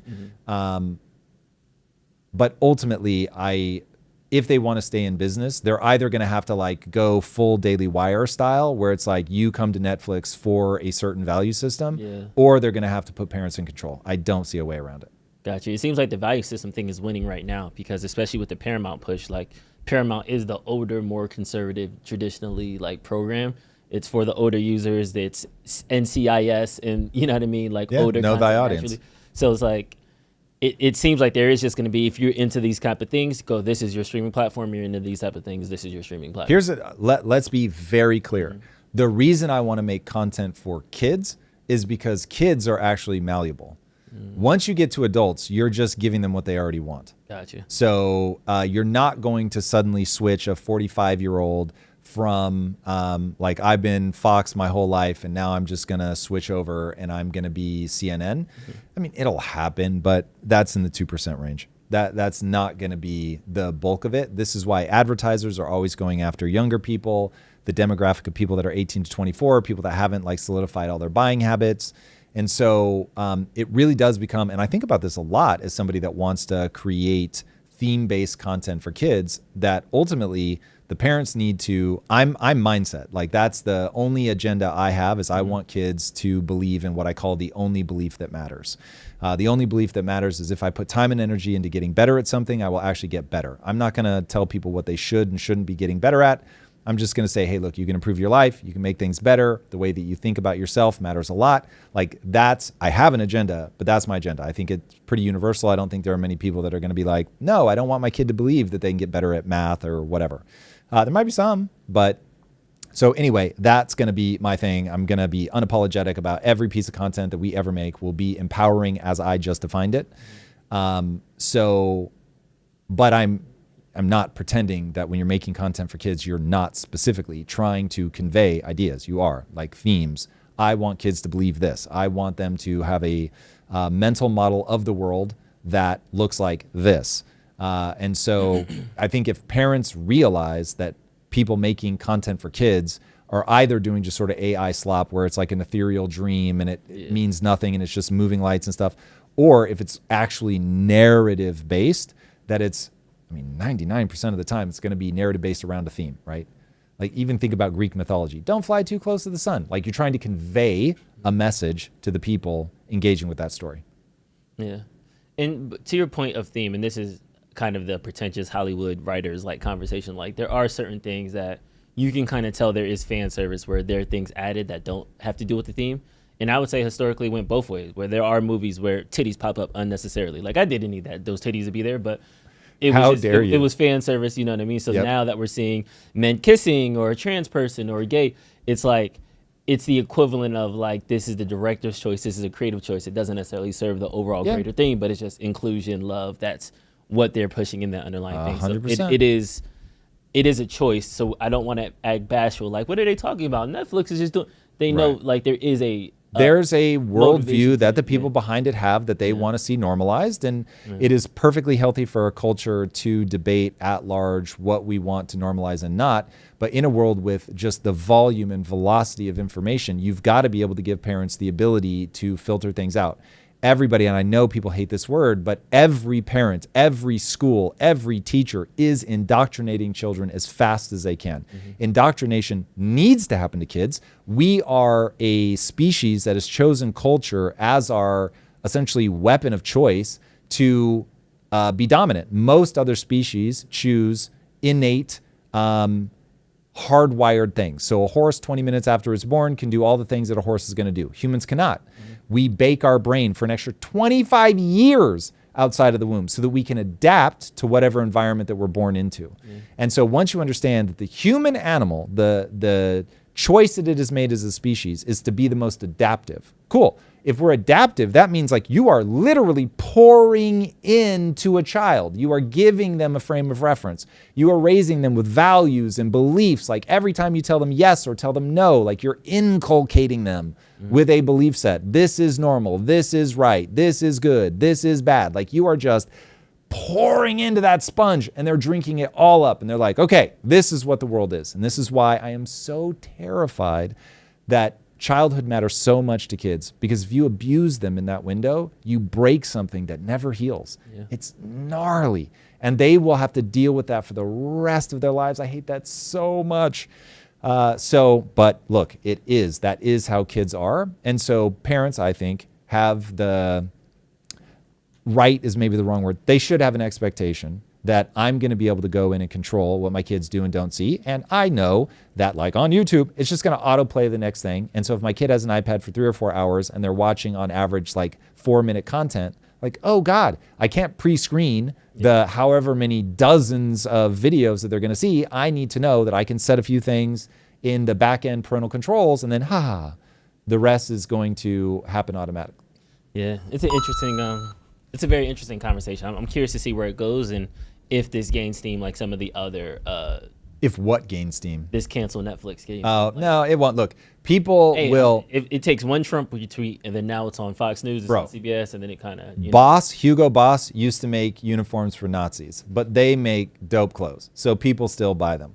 BMW was Nazi, but they make dope cars, and so people bout that life. It literally doesn't matter. It will get a momentary like oopsies, but if your product is rad, you're going to be fine. Make a dope product and people will literally forgive Nazism. So right now, Netflix they're going to be around for a long time. If they want to keep being around for a long time, they need to address that. Same with YouTube. I mean, YouTube is God tier in terms of the product is unbelievable. Unbelievable. Even though I know kids can encounter some horrifying stuff, like if I had kids, I wouldn't be like, you can't watch YouTube. But I would go in and pre-download, let's say 100 videos or whatever, and be like, you've got your 100 videos that you can watch. And then when they scream loud enough and they want another 100 videos, then I'm going to go find another 100 videos. I'm going to start a parent group or whatever to be like, all right, everybody, put your like, I've checked through these things and these ones are good, like thing. And yeah, those are the ones that are pre-downloaded. That's what you have access to. I wouldn't go, you don't get to watch YouTube. It's too powerful. It's too useful. It's too awesome. So, but giving them these kind of controls, I think would be an amazing product enhancement. And so if people make enough noise, they will certainly do that, whether Netflix or otherwise. But people don't, I mean, look, every now and then a Bud Light comes along and they really got kicked in the nuts. But Bud Light still exists. We've got another super chat on this topic of algorithms that surface content. So Tim Riley said, Alex Karp says, whoever shapes the algorithm controls the battlefield. Whitney Webb warns about without rights to our data and code, we lose agency. How do we secure algorithmic data sovereignty against opaque institutions? Very great question. It's a phenomenal question. So our audience is smart. 100 episodes. Let's go. I gotta second that, Drew. Yeah, this was a good question. Very well said. So the only thing that we can really do are make the demands of the companies. That's why I've been banging on about this for a couple of weeks now. I think that algorithmic control is the next sort of corporate battlefront where people are going to be able to make a legitimate demand of the companies that control the algorithms to let them edit their algorithm. That's even something that I would love to see put into legislation where companies are forced to allow people to take control of the algorithm and to make changes. I love that. I love that. I'm totally here for that, even if that ends up being something that as a game developer, because inevitably, because we want to do so much UGC content within the game, inevitably this is something that will come back and be a thing I have to deal with. I would much rather see that. Like, I want to see people have to say, this is what my algorithm does. Here are the options that you can alter. I think that is good for business. It's good for the soul. It is just wise. Just as there are certain ingredients that should not be in food, companies should not just be able to have their one ultra addictive algorithm and you can't do anything to take control of that. Mistake. Jack Dorsey mentioned that, where he says in the future you could customize your algorithm. So you'll go to YouTube and you'll set parameters like, I want this, run. It reloads your like feed and you can interactive like yeah change. And by all means do the default one. If you want the ultra addictive TikTok algorithm, go for it. I'm not saying they shouldn't be able to have it. I'm just saying that I should, one, be able to see what they're doing, and then two, I should be able to change it. Like, just show it to me based on sequence. What came first? I want to see that. Or only show me posts from these 10 people. Whatever I want to do. Okay, I gotta call it. I have a my stream deck ain't doing it. Okay, there it goes. I tried to do the camera switch earlier. I got a quick fractal. I seen this a couple weeks ago. I've been trying to get this on the show, and you said mindset, and it like bumped up. But this guy had this like mention, and I was like, oh, it's a mindset question. Of course, I have to ask Tom. And I just wanted to see what your opinion on it. Where he says you have 70. There's a 72-hour window that actually determines if you'll change. Turns out there's a 72-hour window when you decide to change your life, where everything gets decided. But it's not what you're thinking. And the third thing I'm about to tell you is why most people never make it past day 4. First truth. Motivation is literally a neurochemical that lasts 48 to 72 hours. You're having a biological Dopamine, experience. Norepinephrine, serotonin. They surge when you decide to change. Then they crash. Everyone thinks they've lost motivation. No, it's just that you ran out of those chemicals. Second, your brain creates what's called an implementation intention in those first 72 hours. Basically, if you don't take real action while the chemicals are still up, your brain marks the change as just another fantasy and won't release those chemicals the next time you try it. You literally teach your brain. Pause it for a second. So this is for sure brilliant, and he's bang on the money. The reality is people have to learn how to manipulate their own neurochemistry. Now, for anybody that thinks that they can't manipulate their neurochemistry without drugs, I will point you to your favorite song. If you put on your favorite song and it gets you hyped up, that's you manually manipulating your own neurochemistry. And so you've got to find ways. This is why, like, when I first decided that I was going to develop muscle, I had to put up images of Hugh Jackman, like, all over the place, because him and Wolverine was so inspiring to me. And I was like, okay, hold on a second. The thought that maybe one day I could actually look like that was so intoxicating that by putting those images up and allowing myself to believe that I could transform my physique was literally thrilling. And so it secreted all this, the neurochemical cocktail that he's talking about. And look, it wears off over time, but it stayed long enough to get me to start going to the gym. And then if you're consistent in the gym, you start to see the changes and you're like, oh my God, this is actually working. And this is why I say one of the most important things anybody can ever do is change their physique. If you change your physique, you suddenly realize, hold on a second. I could change everything. Yes. And like, if you want to be an entrepreneur, go to the gym.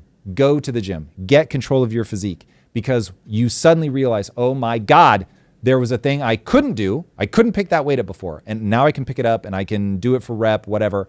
Also, I didn't used to look like this. I'm transforming my muscle mass. I'm losing body fat, whatever. And you're like, I'm in control of way more than I realized I was. And this is a game of discipline and desire. And if I don't want it enough, I'm not going to go to the gym. If I don't have the discipline to show up, even on the days that I don't want to be here, I'm never going to be able to move anything forward. I can't get momentum going in my life. It's just, oh my God, it is transformational. I don't know if I ever would have succeeded as an entrepreneur if I had not first gotten my body under control and realized, oh, not eating a thing is hard, but very impactful. Pushing through when your arms are on fire, brutal, but you get the results. Showing up for leg day, working out so hard you think you're going to throw up, like all that stuff. Like, it is transformative. And so then when I got into actual entrepreneurship and it's Friday, it's 2 a.m., tell the story all the time because it is a true story. My knuckles are bleeding because I'm under a piece of equipment trying to repair it. And I'm like, what am I doing with my life? And you're there in the middle of something that you hate. It's hard, it hurts. And you're like, oh yeah, all the good stuff are on the other side of this because I actually am going to repair this piece of equipment. This machine is going to start working again. And then on the other side of this, I'm going to have these protein bars, which I'm going to be able to sell for money. And one day I'm going to scale this company. It's going to be insane. And so you're like, I've done this before. I have done the hard thing. And I know that if I quit now because there's blood running down my hand, that I'm not going to get the things that I want. And I actually want them. And I focus obsessively on the things that I want. So I'll want them more. And so it's what I call the loop of desire. And so forcing myself to exist in that loop of desire so that I'll want things badly enough to this guy's point, so that I actually have the neurochemicals in my brain that I need to push through. You're having a biological experience. I love that. Truth Devin said, is there a book that teaches us that how to learn how to change their neurochemistry? There is, but I never wrote it. No, none of that was a book. But I never wrote the book. So yeah, one day maybe. But if you want like a sequence of books, read Mindset by Carol Dweck. Very, very, very important. Read Grit by Angela Duckworth. Read Extreme Ownership by Jocko Willink. And read Radical Confidence by Lisa. That's going to feel like I'm being self-indulgent because it's my wife, but really one of the concepts that she puts forward in the book is so important, that confidence is not a thing that you feel because you're good at something. It's the thing that you will earn by getting good at something. And so you have to go through that awkward phase of like, I suck at this, I'm terrible, every bit of feedback I'm giving is that I'm a loser, and you have to push through that and get to the other side.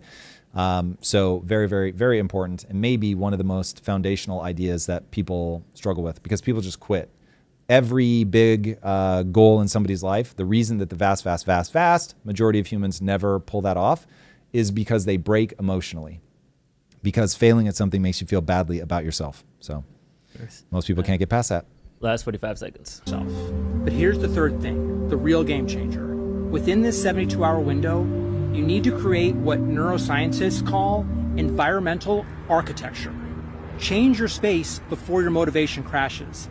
Delete apps, move furniture, throw out triggering foods, whatever it takes.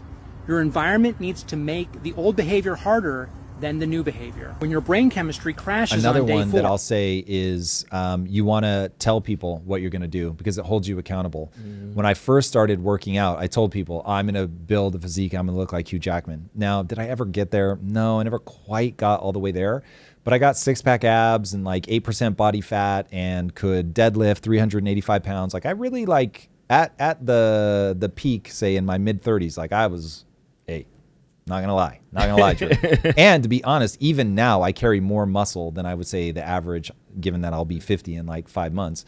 For the average 50-year-old, yeah, I'm way, way, way ahead. All echoes of that time where for like 12 years, I was like really hardcore about working out.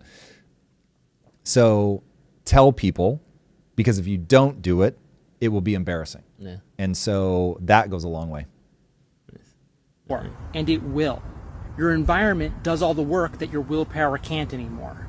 You won't scroll Instagram because you took it off your phone. You can't eat junk food that's not in your house. Your surroundings literally reshape your neural pathways through something called embodied cognition. Your brain becomes what your space allows it to become. What could you change in your environment right now, today, while you still have the chemicals? Because in 72 hours, it might be too late.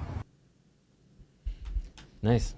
Is there something that we can do to change our environment, like maybe politically, or how we approach a lot of these political conversations, these serious conversations, these inequality conversations? Control your algorithm. Control your algorithm. Seek the other side. So my algorithm is very specifically people from both sides of the aisle, sometimes even all the way to the extremes, because I want to understand the arguments from both sides. And if you can get yourself in a position where you can argue very compellingly from either side of the issue, you're in really good shape. But you've got to force yourself to do that because one side is typically going to give you an emotional reaction that you don't want because you already believe something, you have a frame of reference, you just want that to be reinforced. And so you kind of have to also, in addition to taking control of your algorithm, you also have to remember that skills have utility. And so me being on a team is far lower utility than me figuring out what's actually true from first principles. But it's tough to get people to embrace that. I don't know how G found this picture. Hold on 1 second. Hold on. I'm nervous right now. You should be. I have a bad feeling. I know what this photo is. Where did you find this, bro? You say you just Googled it? Well, I guess that's what happens when you're a Google. Not quite Hugh Jackman. Well, let's look. Who's that sexy young man up there? There it is. Who's that sexy young man up there? There it is. There it is. Yum. Yeah. It took years, and my wife finally had to pull me aside, and she said, "You no longer have a personality, and I need you to back off." Because my thing is, I would make an amazing anorexic. I have an insane level of discipline. Once I set my sights on something, because of the loop of desire, I can really get into it. And so I was, I would do it differently now. I think I could do it much easier, and maybe we'll redo our summer ready this coming summer. We got so close to, and then the whole skin cancer thing just completely derailed my exercise regimen. But I could do it a lot better now. But back then I was just literally starving myself to death through what's known as rabbit starvation. So I was eating essentially, call it 85% of my calories were coming from protein. Mm-hmm. So I was low fat and essentially no carbohydrates whatsoever. I was eating boiled chicken breast, a little bit of steamed broccoli, and then doing hours of cardio every day in addition to lifting. And ooh, buddy. My wife was like, yeah, this isn't fun anymore. So I had told her when I started, I said, look, I know about myself that I would make an amazing anorexic. So I'm telling you right now, if you ever tell me to stop, that I'm going too far, then I will stop. And she said, okay, it's now too much. And I was like, cool, stop. Nice. Are you doing something big for your 50th? Yeah, we'll do something. We haven't decided yet, but thank you for reminding me I need to. I feel like, yeah, you got to. Yeah, no, I love it. I'm super excited. Oh, okay, I want to do something I feel like cool. you're usually chill. So No. I want to do something. Yeah, for sure. Okay, I want to jump back into Donald Trump did a interview yesterday where he talked about the possible cuts now that the government shut down and a possible tariff dividend. But I want to do giveaway number 2. Let's go. Kind of air horn. We got what? Why did we get the punchline cymbal crash? I seen the bug. Man, he was so good earlier, and now there's too many buttons. Terrible. I got the angel button. I lost my air horn. Okay, next question. And remember, you're sending these to support at impacttheory.com. God bless Hazel. She just sent me a Slack message like, I'm getting a bunch of things about your age, Drew. Do you want these emails? That's hilarious. I should have gave you yes, we do. The next question. Type it in the chat. What is our favorite Latin phrase? What is our favorite Latin phrase pioneered by Eunice? God bless her. Support at impacttheory.com. Top 5 people that get into our email first. Our favorite Latin phrase. We literally probably say it every stream. That is for the second giveaway. We got some crazy nice Impact Theory hats and t-shirts for you guys. All right. So remember, everybody, send your answers to support at impacttheory.com. Support at impacttheory.com, not in the chat. Keep that in mind. All right, what do we got here? All right, Donald Trump sat down with Reuters to talk about federal workers that could be fired and projects that could be cut now that government shut down, as well as possible rebate checks from the tariff revenues. Well, there could be firings, and that's their fault. And it could also be other things. I mean, we could cut projects that they wanted, favorite projects. I love the way he brings everybody so together, might make Drew. a fault. He's so uniting. And it could also be other things. I mean, we could cut projects that they wanted, favorite projects, and they'd be permanently cut. So you could say, a lot of people are saying Trump wanted this, that I wanted this closing, and I didn't want it. But a lot of people are saying it because I'm allowed to cut things that should have never been approved in the first place. And I will probably do that. Well, ultimately. All right, here's the question. So some of these outlets have notoriously turned up the saturation so that he looks extra orange. Are they doing that? Does he just do spray tan? I don't know. I'll never understand that part of his persona. But it is possible that they're just dialing up the saturation. Okay, on this, look, politicians are very wise to take advantage of whatever opportunity is given them. So he will, of course, take advantage of this. He has unfortunately said things like We're going to be firing a lot of people, and we're going to fire Democrats. It's like, Jesus Christ. So reduce the size of the government aggressively. We must. If we don't, we're going to go broke. We are enslaving our children, just to be very, very, very clear. We are bringing upon us the scourge of a rise in positive sentiment around socialism. That is a scourge that will set us back. It will be problematic. History just couldn't be more clear on that topic. But we're doing it to ourselves at this point. So we do need to reduce government dramatically from an expenditure standpoint. But doing it this way is really going to piss a lot of people off. And so, look, I'm not in the halls of Congress, and maybe we really are just at a point where they see each other as enemies. They are both so in revolutionary empathy that they don't want to find a way together. Maybe that ship really has sailed and it's just like not possible. This is precisely why I'm not in politics. I have no interest in that kind of thing whatsoever. But also, when you speak, you are not just speaking to Congress, you're speaking to your constituents. And so he has an opportunity to set a tone, and the tone that he is setting is terrible. So it's just super divisive, and we're going to continue to see more division. Yeah. This was the shutdown ironically happened on the same day where the voluntary resignations hit that he did during the Doge cuts. So 100,000 federal workers already walked away. Now we have the shutdown, so certain agencies are paused or getting furloughed. Could this be, I think we both want a smaller government, just like that James Fishback clip. You know, the government budget exploded 54% over the last 5 years. Government could cut some fat around the edges. Is this the opportunity for that? They're going to use it to cut some stuff. Would I? Is that how I want them to use this moment? No. Should the government have shut down over this? Absolutely not. We had time before the Affordable Care Act subsidies ran out. There was no reason to do this right now. They're doing it because they're trying to wield it as a political weapon. So, I mean, look, use your leverage where you have it. But I think this ends up hurting Americans. It's a bad idea. It also gives him the ability to let people go. There will be some legal battle over it because technically I think he has the right to lay them off, but not necessarily fully terminate them. So he's talking in a way where he's going to supposedly just fully terminate them. So we'll see. There might be some legal stoppage. But if this triggers some people they were on the fence about whether they take the exit package. If more of them take the exit package, that would be great. It'd sort of be the right outcome for the wrong reason, but at least we're getting it. We really need to dramatically reduce the expenditure of the government. And if getting a bunch of people out of government roles and back into the private sector, and we're going to do that by taking advantage of this opportunity, fine. I still think it's stupid that we ended up here.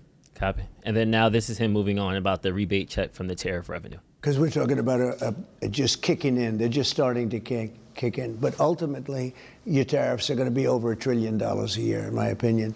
The numbers we have now are bigger than they ever were. So when you have $36 trillion in debt a year ago or 2 years ago, and you have a lot less revenue coming in, then you have 37 or 38. It's not 38 yet, but it will be. And the numbers are so much bigger. All of a sudden, 38, you're under-levered, whereas for 36, you were highly levered. We're not highly levered anymore. Now, with that being said, we'll pay back debt, but we also might make a distribution to the people, almost like a dividend to the people of America. How much are you thinking for that, sir? Well, we're thinking maybe $1,000 to $2,000. Be great. This is just straight bribing people. We would be in. Look. I made America great again. Yes. I made America great again. These are not the droids you're looking for. Here's some money. Yeah, we'd be better off just paying the debt, but I get it. He's going to do political things to get reelected. At least it would be a stimmy check that goes directly into people's hands, but stimmy checks are not what we need right now. What we need right now is to lower the deficit. Lower the deficit. Lower the deficit. Yeah, it sounds good. All right, I want to jump into the MAGA faction split that's happening right now. Nick Fuentes went crazy. I'm only going to do like the first 2 minutes. PSA, cover your ears, hide the kids, hide your wife. Hide your wife? Nick is talking. Is Nick Mr. Steal Your Girl? Nick is talking spicy. I'm just letting you know Nick is talking spicy. I haven't heard this yet. Okay. Disclaimer. Let's see what's in the title. This is going to be fun. Disclaimer, all the things. I don't condone. He says some spicy language, but let's jump into what Nick is talking about now with the Candace Owens thing. And honestly, she should be ashamed of herself. I think she's a disgusting and vile human being. Shame on her. This is about Candace. This is about Candace Owens. Oh, shit. Okay, well, let's go. Shame on her and what she's doing to the family. Shame on her, how she's exploiting her friend's death. I didn't even like Charlie Kirk. And I took a day off and came back the next day and really did nothing other than call for peace and give a nice eulogy. This sick and twisted person has exploited the death and grifting off of it, spinning up this conspiracy theory that has no evidence because there's an appetite. So I've not been paying attention to these two at all. So do you know what the conspiracy? She's just saying the Jews killed Charlie Kirk? Tyler Robinson was never on the campus at all. He's kind of taking the fall for it. There was some money issues at Turning Point USA. And Charlie Kirk was about to audit it. Okay, that part I heard about. Yeah. So money is being burned faster than it should be. I'm going to be doing my own Doge inside of TP USA. Yes. He'd also been pushing back against Israel. Yeah, but then they released that letter. So then she was disputing whether that letter was correct or not. So it's pretty much the narrative that they're giving us. She's saying all of that is wrong. This is not the shooter. He wasn't as cool with Israel as he said he was. Turning Point was in a different situation than they're saying. Financially. Yeah, so, it's kind of unwrapping those layers from her perspective. And then this is Nick's response. But does she say specifically who she thinks killed Charlie Kirk? They're not telling us the truth. Okay, I don't think she never said Jews. She never said it's the Jews. Got it. Israel has issues with Charlie Kirk, but I don't think she ties it directly to the Jews did it either. You know what I mean? Okay, cool. Yeah. And here we are, Nick Fuentes. For it. And it has just got to be the most heinous thing I've ever seen. She is a gross, lying, low integrity, low honor, ignorant negress. That's what she is. Yep, that gets it. That's where I wanted to go. The rest is just him kind of doubling down on that. But it's interesting because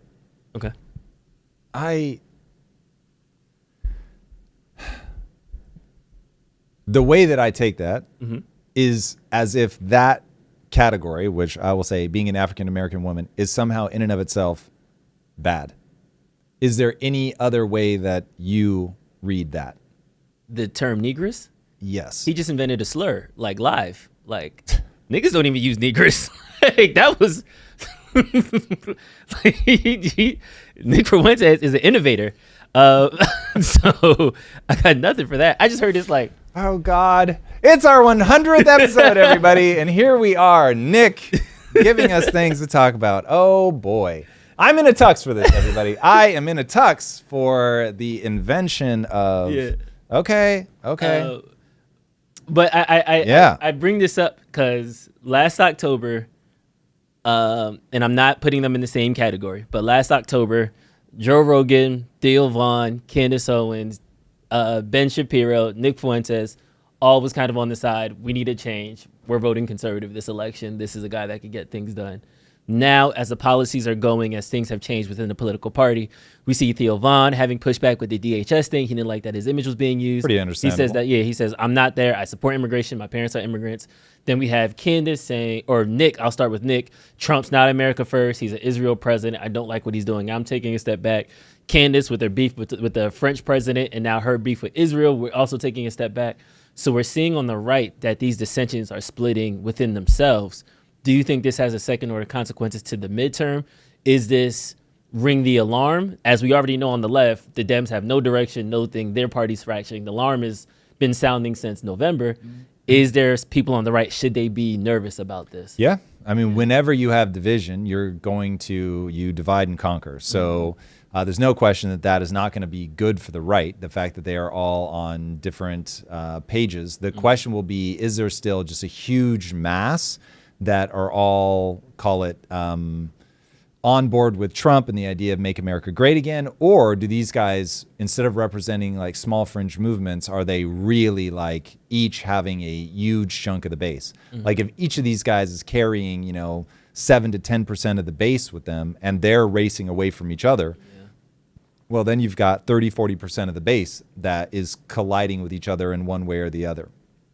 So just like people think a big part of the reason Mamdani is doing so well in New York is that you had Eric Adams and what's his face? Andrew Cuomo. Andrew Cuomo, they were going to collide. Now, Eric Adams, as far as I understand it, has backed out so that doesn't happen. But it's like you do get that third party effect. This is why the American Party is probably, I think that's what he was calling it, is a terrible idea. Two parties is bad, but it's better than when you've got all these different parties and nobody can make a majority. And so you're not forcing people into, okay, which of these camps are you in? That ironically enough gives you a better position where people can make their voice heard. So this is a question mark. How it's going to play out at the midterms still remains a big question about the economy. The thing that I worry more is that because there is no shared narrative, because there probably is no shared narrative to have full stop, period, because all of this stuff is incredibly complicated. You mean we don't have one at all, or we won't get one? Like no, there isn't one. Because when we talk about a narrative, we are talking about an oversimplification. So you're already talking about, that just objectively isn't true. All the things that we believe about history are effectively not objectively true. So for instance, if you raise a kid, you say America won World War II. Not really. Russia had a huge role in stopping the Germans. But Russia did fuck all in terms of helping stop the Japanese. Also, had America not gotten involved, would the Russians, would the German army have been weakened enough for Russia to really mess them up? So it's like, like what's the objective truth? The objective truth is not useful. This is why humans only see 0.0035% of the available electromagnetic spectrum. Why would that be true? Because evolution realized you don't need to see all that stuff. That the truth is the number of photons reflecting off your suit coat is different than reflects off your shirt in different wavelengths. And so I can tell the difference between the dark color and the light color. Like that's truth. But instead I just go, oh, your suit's a dark navy blue. Your shirt is a white. Nice and easy. And so the oversimplification, or I should say the simplification, makes it possible for me to navigate an otherwise overly complicated world. So narrative is how we move through an overly complicated world. We make sense of what's going on in the world, but we are reducing them beyond what's true. We're reducing them down to understandable, not necessarily true. And so, okay, well, if that is the nature of humans, we're meaning making machines. If that is the nature of humans making meaning, is that we simplify them beyond the point of being objectively true, then it's like, okay, well, once you've got a world where there's nobody at the top controlling the narrative, because there's so many different platforms where I can get my ideas out, there's so many different groups that can build a following that's meaningful. Now everyone's just like all these wild billiard balls bouncing off of each other, claiming that they know the truth, but in reality, like this is just total cacophony. So if all of that is true anyway, then yeah, technology in this moment, now with AI, oh my God, is going to be this cacophony of noise. So what do the midterms look like in the cacophony of noise? That's the real question, because I think what you're seeing on the left and the right is inevitable. They were never going to share a narrative moving forward. We are not algorithmically rewarded for that. We are not mentally prepared for that because we deal with the world emotionally. And so you put it all together and it's like, this is forever. And so the only question becomes, it was very interesting to see people unite when like it was vote time. Will we see them unite again when it's vote time? And they all go, listen, the only person I hate more than, like for Nick Fuentes, the only person I hate more than Candace Owens is a Democrat or AOC, right, whatever.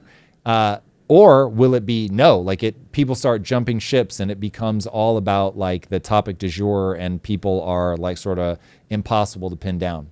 There's some good in that, by the way. If people aren't just voting along party lines and they're actually parsing different things, we'll see. That's me being optimistic about what happens when we break out of these like ruts.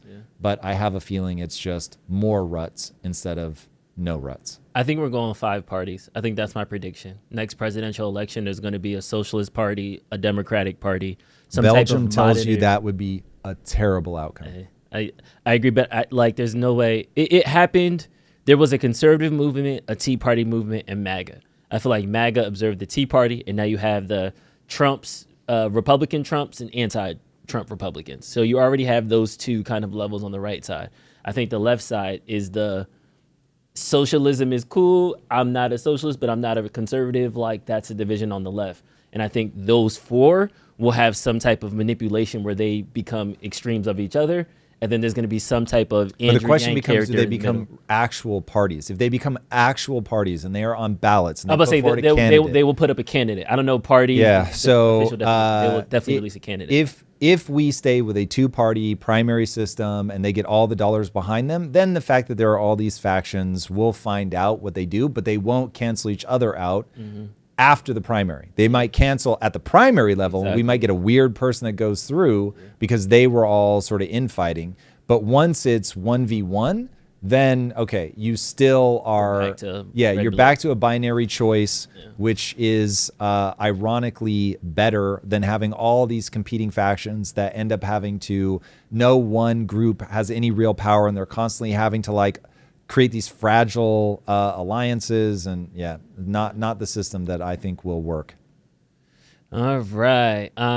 It's interesting to kind of see where this goes, but the midterms are next summer is when the campaign is really going to be turned up. So we'll see. We'll see where these. It's going to be an economic question, I promise you. It will be pure economy. And so if all the crazy stuff that Trump is doing actually starts working, and like the tariffs continue to bring in money, but they're not causing any substantive inflation, which right now, shockingly, like inflation is not crazy. So I won't say that it's dead, but it's not crazy. If we start getting rate reductions, if homes become more accessible because rates are going down, if real wages are going up, if manufacturing is returning, and man, you look at some of the proposals that he talked about. What was the big one? Stargate? Like they're actually building. They are way down the path.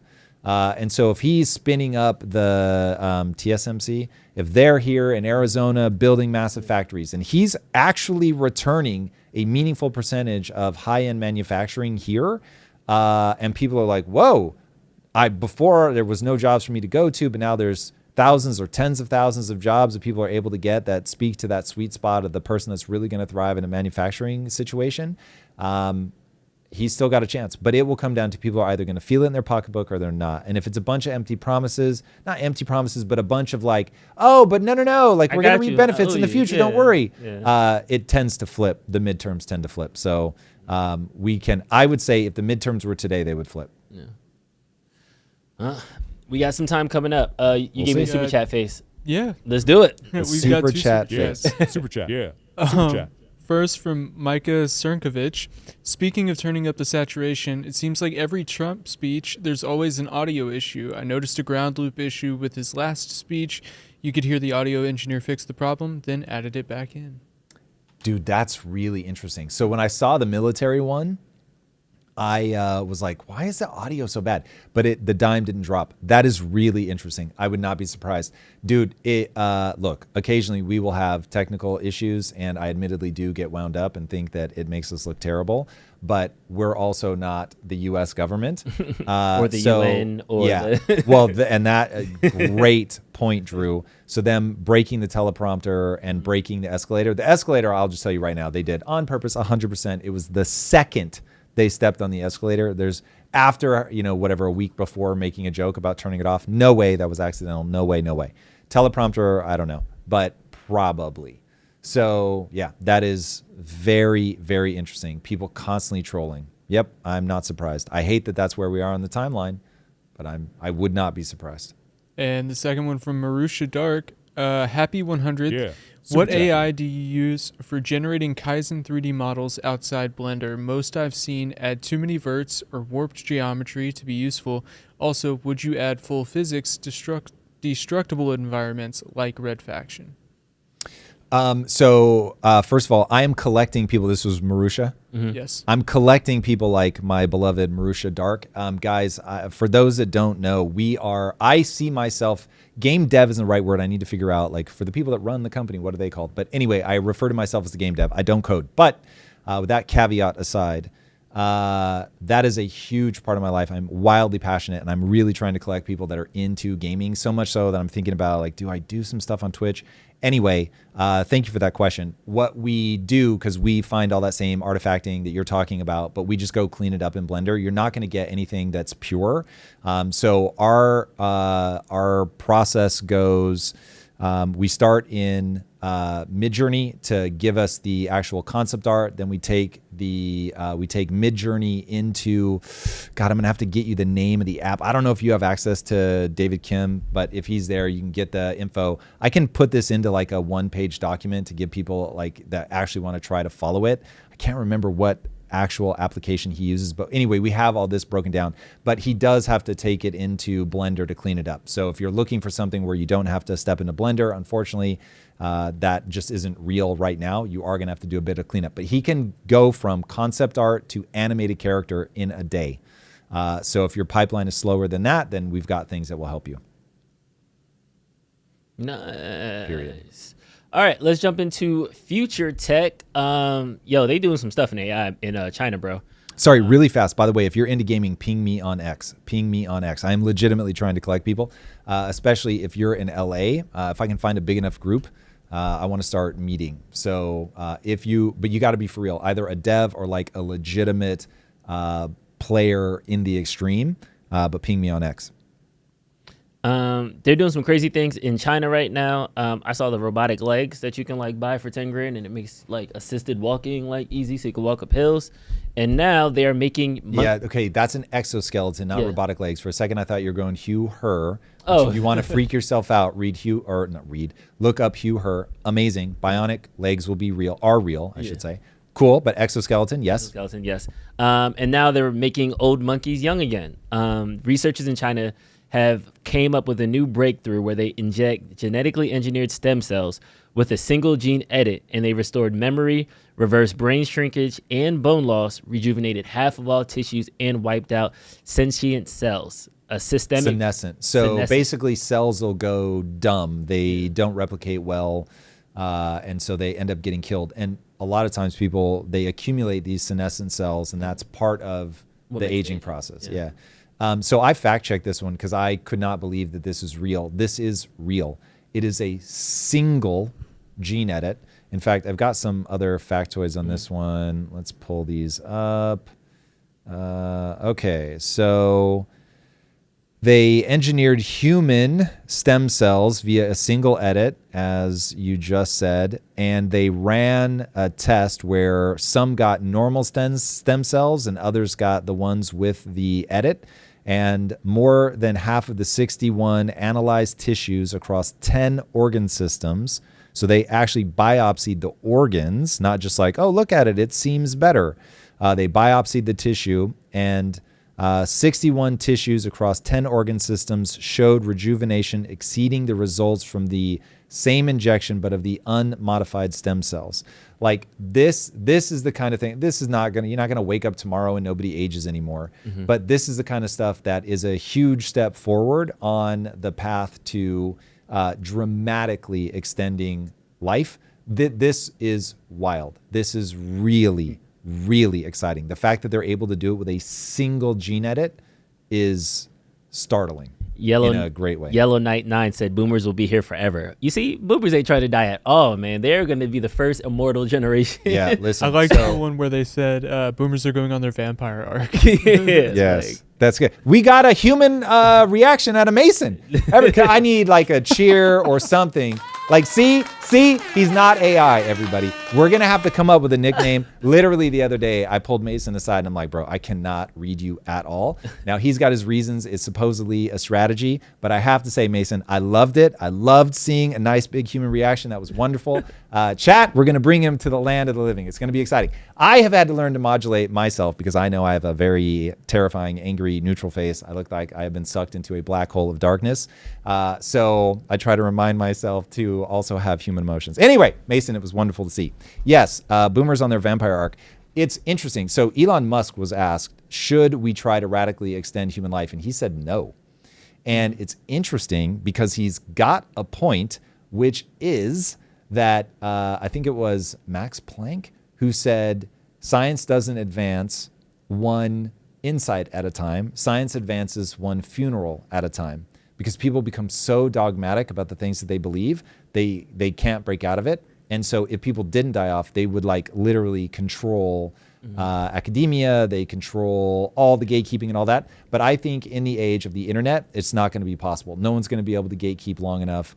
And if AI really does start driving energy costs to effectively zero, it means all labor's free, anything you want is free. So gatekeeping just becomes a completely irrelevant thing. And so at that point, I think that living forever really would be incredible. And then also, I think that more and more people, if he really pulls it off, more and more people will actually explore other planets. It's wild.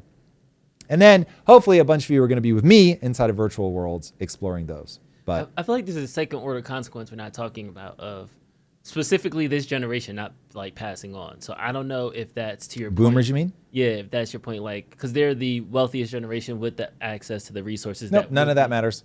What matters is they broke the economic system. That's I was saying when the anti-aging drugs release, they're going to be the first ones in line to sign up for that because they're the oldest and the richest. Yeah, of course.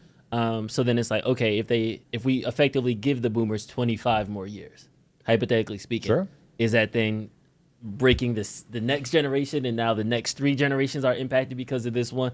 Like, it certainly doesn't have to be, because yes, in terms of right now, you have a system that assumes those people are going to die. If people stop dying, now you're in a different system. There are going to be problems that will arise from that for sure. You already have a problem of like these geriatrics running the government that just have no sense. They don't understand the economy, so they certainly don't understand how the economy was broken. That has advantaged them in these insane ways. But be careful if you ever find yourself hoping a whole lot of people die. We're in dark territory now. We need to be very, very careful about that. So instead, I would say, rather than hoping for those people to die, we need to say what's broken in the system and how do we fix the system such that we would want our parents to be around for a long time. That is knowable. Those are things that we can fix. But people actually, we need more and more people to do the hard work of being able to think from cause and effect. And if we can get a swell of people that can explain this stuff in very simple terms as to why it's broken and how to fix it, I want to recruit Gary's economics. Gary's economics understands how to get people emotionally charged about what's happening, but he doesn't actually understand how to fix the economy. So I would like to get him to realize like, ooh, you're doing the world a service by getting people to wake up to this reality. Now take them a step further. So if you think of my deep dives, whatever the last section is always the playbook. Yeah. I hold myself accountable. I'm never going to do a deep dive where I'm not like, and now go do this. So Gary, instead of going emotional with, well, I'm just going to go keep making my money and you can go be Marie Antoinette, it's like, hey, what do you actually want to see people do?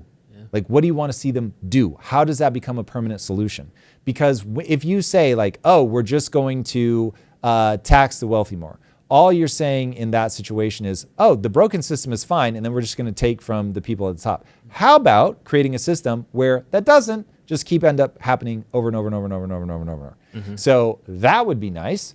Let people get on the ladder, the asset ladder, in a way that they understand. That would be nice. Housing. Let's focus people on that. Why shouldn't we do socialism? There are reasons. Let's talk about them. So anyway, I want to get people that are good at whipping people up into that frenzy, that frenzy to start talking real workable solutions, but from cause and effect, cause and effect, cause and effect. Cause and effect. All right. And this one was like crazy. So this is Inversion Arc. This is the world's first space-based delivery vehicle. They said an hour anywhere on Earth, on-demand cargo. Yeah, this is cool. So I understand the implications for like military applications, things like that. But like, how is it an hour anywhere on Earth? And what is in the robot? Like, you actually want to talk how, or you mean what does the world look like when you can get anything from anywhere in an hour? But that's the thing, like, is this really going to be is this the new Amazon Prime? Like, it's going to get It is, but imagine how expensive something would have to be. So it'll be, in the early days, it's going to be just logistics for troops and things like that. Like military jobs. 100%. Yeah. As that starts getting cheaper and they start bringing the cost down, then it's going to be, instead of having to send everything over on tankers or I would imagine these are, these won't work until they become more fuel efficient than airplanes. So I will just say, once these become more fuel efficient than an airplane, then it's like, okay, the cost of something goes down. So when we talk about a world of abundance, what we're talking about are things like this. We're talking about things getting less expensive. We're talking about Africa being able to skip needing to build all the railroads and all that stuff. And it's just like, oh yeah, we can get whatever we want. Because right now, one of the reasons that Africa is so fucking poor and they just cannot get out of it, they don't have any deep water ports. So it's like they're just brutalized by geography. And because they're brutalized by geography, it's like there's just a consistent, for hundreds of years they've been held back in even what we'll call a sort of loosely modern world of shipping. And this now, done. You don't have to worry about that. And so now places like Africa suddenly have one less hurdle. Corruption is still going to be a problem, but they have one less hurdle. So this is a only up phenomenon. This is good. You want people to be able to get the things that they need without having to build infrastructure. This is for logistics what the cell phone was for the third world. That's good. That's good. Things like this get me excited, especially I see that they have like solar panels out so that can theoretically. Hold on one second. John Doe, literally, I think there's one deep water port in Africa. It's insane. It's crazy. And even that one, they keep having to drudge it out because the way that their rivers work, like drops all this silt and stuff. And so their one deep water port ends up filling up all the time with all this sand and silt. It's crazy. It's crazy. Yeah, I'm super curious about the implications of this and kind of when this can get spun up and actually happen. And of course, it's all autonomous, so it'd be kind of remotely controlled. So one of the many benefits of future of AI. Yeah, man, this stuff is wild. Like, okay, I get in the next 3 to 5 years, this thing isn't going to mean anything in your life. But bro, I'm not even 50 yet. So like by the time I'm 70, this is going to be insane. So rate of change, always remember, what is the rate of change? And technology tends to move at an exponential rate of change. So it's not like this gets 10 units better every year. It gets 10% better every year. So even though it's a bigger and bigger number, it keeps getting 10% better. So it's pretty insane. Yeah. Pretty insane. All right. And now that we're at Natalie, it's our 100th episode. That's why we're in tuxedos. Yes, and that's why we're also doing giveaways. Giveaway number 3. This one's going to be a good one. Tom giving you the answer twice already. What will be written on Tom's tombstone? Let's go. Let's go. ImpactTheory.com. There it is. Support at Not a setup ImpactTheory.com. First 5 people will get a Impact Theory t-shirt. Don't ask me about sizes. It might be an extra large. It might be a small. Give it to your sister. Okay. All right. Impact Theory. Support at ImpactTheory.com. Support at Impact Theory is going to be on Tom's tombstone. Let's do it. All right. It's very kind, John. Very kind. Okay. Now let's go to where the ratchets be. Where the ratchets are. Let's do some. Let's go. Let's do some React content. Oh, so, some of my favorite. All right. So a man attacked a woman after she defended himself and her daughter from his dog, which went after them first. So this is one of those who struck first, who was wrong. And I figured after our debate about the Jewish protester at the pro-Palestinian march about who was the antagonist, I want to have a similar who is the antagonist for this video. All right. I'd love to live and live. Let it go, forgive and forget. Holding a grudge ain't what I want to do, but when it comes to you, I hope it's hell at night. What is happening? Straight to the morning. They kind of doubled up on the push at the end, but taking it from the top so you can see the initial. Oh no, I saw it. Yeah, he saw it. This is wild. He is 100% to blame. I was surprised because as a dog owner, I know like the dog ownership is like a brotherhood. Okay. His dog bit her in the leg. Get your fucking dog under control, first of all. And second, forgive me for being so old, but if you're a guy and you hit a woman, fuck you, hard pass, nope, nada. Let's say that was my kid and that woman slapped my child in the mouth. I'm still not going to touch her. I'm going to lose my mind. I'm going to create space. Yeah. If she's trying to get in to hit my kid again, now we've got beef. And I'm not saying there's never a reason, but I'm saying, yo, This is, oh God, this is not the reason. No way. That was a very unintentional Nazi salute, I assure you. But I did point at the TV in a way that I happened to catch myself over there. Don't clip it. I was like, oh God, no. Oh, in a suit too. It only took 100 episodes to get us canceled. Right? That's it. There it is. We're there. We're there. That's okay, follow-up question. And I need a yes or no. In the wait. My wife said F that. F what? F what? I want to know. I think it was hitting a woman. Okay. Yes or no in the chat. I can't do a poll right now. I got too many tabs open. Yeah, Technicolor Tony, you're probably right. Oh God. So hilarious. Are you okay with dogs in restaurants? Are you okay with dogs inside of restaurants? Yes or no? Yes, as a general rule, sure. But if somebody says no dogs allowed, no beef. I'm here for that. Okay. And like, is there a cutoff, like certain restaurant, like if it's a outdoor dog park? Outdoors easy. Yeah, outdoor. Indoor, if they allow dogs, indoor I don't at 7 mind. p.m. steakhouse. Yeah, sure. Yeah, no, still no beef. I mean, if they're like on the floor, if they're making noise and stuff, I'm one of those. If I know the restaurant allows dogs, it's totally up to me whether I want to go in or not. Would I take my dog to a restaurant? It's very rare. But if we go, there's one restaurant that we'll go to every now and then where we will take our dogs and seat them outside, and our dogs will occasionally bark, and we do tell them to be quiet, but it's a thing, and I get why people would be like, this is annoying. So yeah, to me, that's the restaurant's call. If the restaurant was like, hey, we don't allow dogs, I wouldn't be like, what? I'd be like, yeah, totally get it. Okay.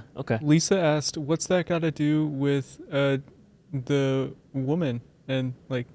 Well, because honestly, I thought this would be more of a debate because I know like dog sympathetics would have been like, well, the dog technically did it. I didn't know if it was The dog bit her. But you were like, yes. So I was like, okay. So like we wrapped that up. Also, listen, you have to have some rules in society that aren't necessarily on the books, but we all just agree it's a non-starter.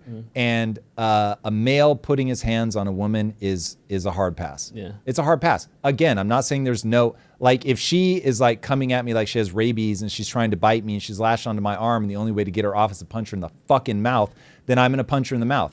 But like, bro, it would have to be extreme like that, where I'm like, there is no other way for me to detach from the situation. In that point, I'm not thinking, am I right or wrong? I'm just like, no, it doesn't matter. I'm going to create space. I'm going to get away from this person.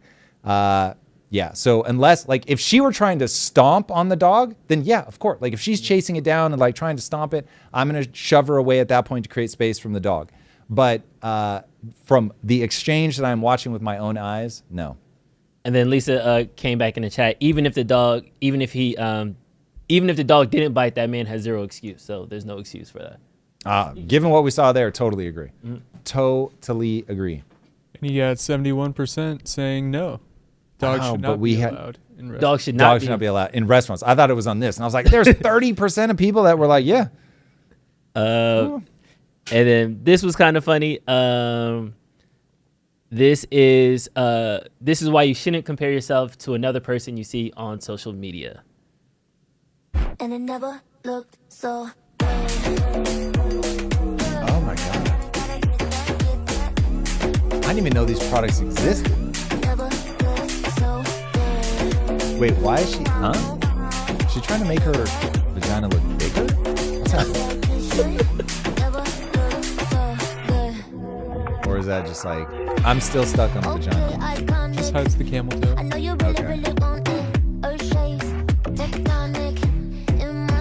This looks great there. I don't understand. I'm not even sure like what she was trying to like do up, but okay. Yeah, very wise. Do your thing. If you want to like put all the gimmicky stuff on, it's like makeup, but you can drive yourself crazy with it. I'll be honest, as she was like, when I first saw this and she was taking things off, I was like, oh, okay, the boobs are about to go away. Boobs are about to go away. Yeah. Final deliverable, boobs still there. I feel like I didn't need any of those other things. I Titties will were still say, tittying, so like, first of all, that's a great line that is probably in need of a t-shirt, but I'm not sure that those are real. Oh. So there is that. So So then that even she makes won't it- be able to remove the alteration, but I have a feeling the alteration is still there. That would be my instinct. I could be wrong. I could be wrong. My wife is asking, at what point is it false advertising? It's definitely false advertising, but like I happen to know some women wear what I call chicken cutlets to enhance the look in a dress. I think it looks great. So I don't have beef with that. Now, if that's like a first date thing and you're like, I only like women whose, I believe the phrase is titties still tittying. But so I don't have I get why some guys might feel bamboozled by that if that's like the whole thing that you're into. But yeah, if I'm in a relationship with somebody and they're like, I want a chicken cutlet this up so I look better in a dress, I'll be like, yeah, word, go for it. Like there are just certain shapes that men respond to. So I get why you want to doll it up and make it look good. I personally don't have a beef with that. So do your thing. A lot of people say the same thing can be said about like makeup, hair extensions, things like that. Like, do it all. Yeah. Personally, but I get why if that's your first date with somebody and you're trying to figure out what they actually look like. The one that's way more of a bamboozle is people that like really cake on the makeup. Like that one can be properly misleading. Like, holy bejesus, you don't even look like the same person. Like I actually wouldn't be able to pick you out of a lineup. You don't look like the same person. So that I would just say is that you've spilled over into false advertising. If I wouldn't recognize you, you've gone too far. That's a really good way to put it. That's a really good way to put it. If I can't recognize you, you have gone too far. And then this one I just thought was hilarious. This is going to be a quick one, and then we got a quick Mandani one. Steve Jobs' daughter. And then somebody put, broke, couldn't miss when it came to design, even in the afterlife. Not bad. I was like, that's really... Shit. Rich and beautiful. It's not a bad combo. It's not a bad combo. Like even in the afterlife, his design game is undefeated. Tim Cook can never. That was just entertainment for me. That was just entertainment for me. Thanks for sharing that. All right. Let's now break down one of Mamdani's proposals to make housing more affordable. I know that this is something that a drum that we've been beating all day. Yeah. And this is something that this was near the start of his election run, but this was his breakdown of how we can make housing more accessible to the private market and convert properties into communes. Go further toward the Vienna model. We'll have to go beyond the market. We can establish community land trusts to gradually buy up housing on the private market and convert it to community ownership. What could possibly go wrong? We can give tenants a right of first refusal to buy out their landlords when buildings go up for sale. And we can fully commit to a new era of social housing, ending subsidies for luxury housing development and using our wealth to build beautiful, high-quality social housing projects that offer good homes It's so and strong easy to make communities terrible everyone. ideas sound good. We won't that You is put the nice scary music part. behind it, and Yeah, and say it well, and we're going to use our wealth to make everybody's lives better. The problem is it really doesn't work out like this because you think that people are a way other than they actually are. And so this is why when you start thinking of money as things like proof of work, you start getting to why money's important. Okay, so what do I mean by that? Money really is proof of work. So what we're trying to figure out by making money is, did you do a thing of value with your time? Mm-hmm. So when you realize that money is proof that somebody did something valuable with their time, you suddenly start to understand like, oh, this is proof of value. This is proof that a person did a thing. When you start giving things people for free, you distort all of that. So you might be giving it to somebody who doesn't care about that thing because they don't have any, like, they're not exchanging the value of their time for that thing. They're not saying, I want this thing so badly, I'm willing to go do all of that, all of my proof of effectiveness with my time, proof of I can create value with my time, and now I'm going to exchange all the value I'm able to create with my time for this other valuable thing. And because I can only afford this thing because I had to go work hard and be disciplined and all of that to get that money, I'm now transferring how much I care about this property to that. And so when you give somebody something for free, all of a sudden, there's no filtering mechanisms for people that don't have discipline, are not able to exchange their time for value, and you're giving them this incredibly valuable thing. What do you think is going to happen on the other side of that? Some percentage of people are going to be like, oh my God, this is the first valuable thing I've ever had. I'm going to protect this with my life. It's going to be incredible. But that isn't going to be the normal response. The normal response is that person doesn't know how to exchange time for value. They don't value the thing that you've just given them. It may even be down to the point of they don't know enough about how to move through society well to even know how to take care of it or how to be a good neighbor or whatever. And so now you just end up inviting crime into the neighborhood. People aren't taking care of it. There was no money to give to the person that built it. And so even the money that you're giving them to build it is like government. And I'll just remind everybody that the line in the Soviet Union at the height of all this madness, where they were supposedly just taking care of people for free, was they'll pretend to pay us and we'll pretend to work. So once you remove that signal out of the equation, are you able to generate value with your time out of the equation, then all of a sudden you get things that aren't very valuable in the first place going to people that don't know how to generate value in the second place. And so they end up being crime-ridden, terrible. There's plenty of people that have responded. If you go into the comments on this feed, there's plenty of people that have responded with, hey, let me show you examples of how this actually plays out in places that have tried this. And they never go well. So I know what people want to happen when you give people something for free, but it isn't what actually happens. And then they also forget that people won't create these things for free. And so they think, well, we're just going to go take the money, the proof of time, proof of value, all that from the people that are already winning, and then we're just going to give it to the people. And it doesn't work. All right, let's humor me for a second. Yep. Let's take it real elementary. America's at a 7th grade reading level, so explain it to me like a 7th grader, right? Mm-hmm. So I look at New York City's budget, Yep. and I see $2 billion for public housing. Yep. I see 200 square foot apartments, crumbling infrastructure, old buildings, terrible fire escapes, then you name it. I say, forget that. I'm disenfranchising those. I'm turning those private realtors, developers, they can do their own thing. But this $2 billion that I collect in tax revenue, money that's in the government coffers, with this money, this is going to be my budget to now do these communes. Every year I get $2 billion because that's just my taxable base, no increase in taxes. From that $2 billion, is there a way to make it sustainable? Like how? That's where I think a lot of people are like, no, we have this money. If we just start from here, we can set it to be sustainable so we don't make the mistakes that happened in the past. But what am I missing that's not enough money to make? You're going to hate the answer. Mm-hmm. So it goes like this. The only reason that we have tax dollars in the first place is entrepreneurship. Mm-hmm. Agreed. I want to let people sit with that for a second. They will notice I'm not running on to another point, not using extra words so that will get confusing. There is nothing else. People think there's some other thing. There is no other thing. The reason the government has taxable revenue is because of entrepreneurs. Full stop, period, end of story. Now, what is an entrepreneur? An entrepreneur is somebody that looks at the world and sees problems and goes, I'm going to go solve that problem in a way where I do this incredible miracle.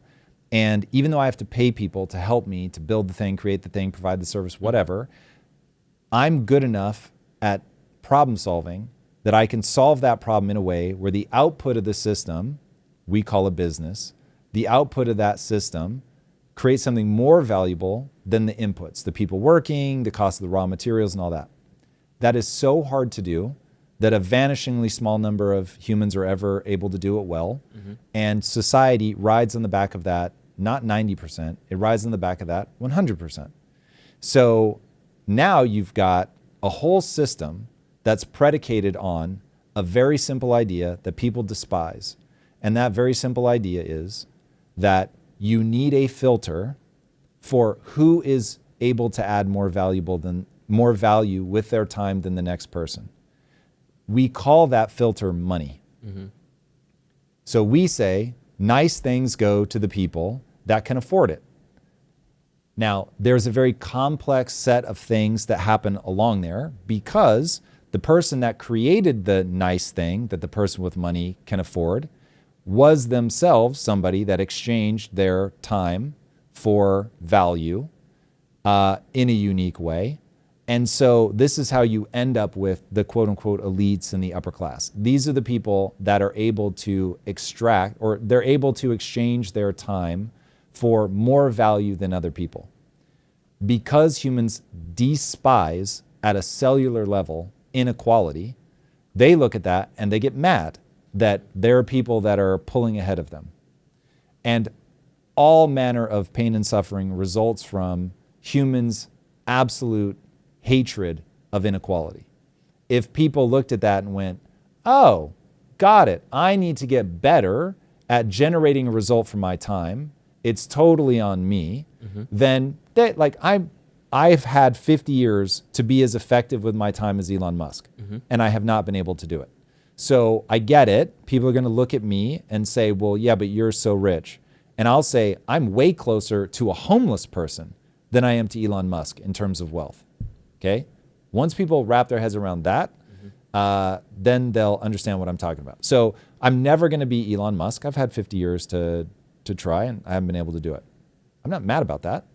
I just go, had I believed that I couldn't get better when I was younger, then I would still be the kid scrounging into couch cushions to find change to put gas in my car.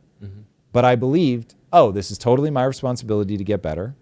This is about a value exchange. I have to be able to create value with my time. Let me go acquire a bunch of skills, because that's how you add more value for your time. And if that were the message that people were pushing, I'd be like, yeah. So people should be saying, oh, we broke the economy for reasons I've explained ad nauseum. We have done evil things to our economy that are putting kids behind the 8 ball. Unfortunately, that whole thing that I just said about value and it acting as a filter will never go away. Never, ever, ever, ever, ever, ever. And you can look at history to find that that just is true. So the example that everybody wants to use is China. I love it. Thank you for using China.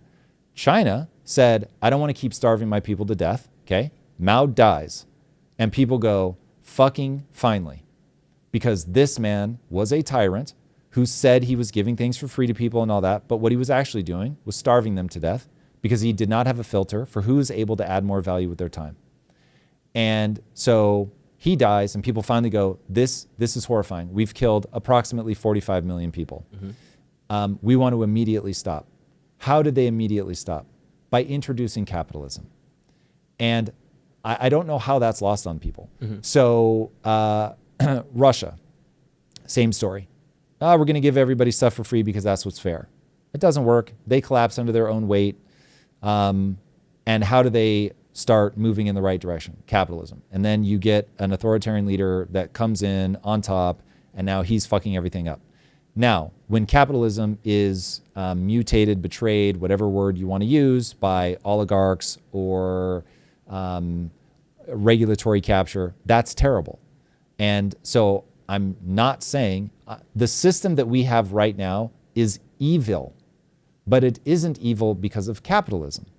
It's evil because people don't understand fiat money. Now, once you actually understand how the system works, you stop being bamboozled by the headline.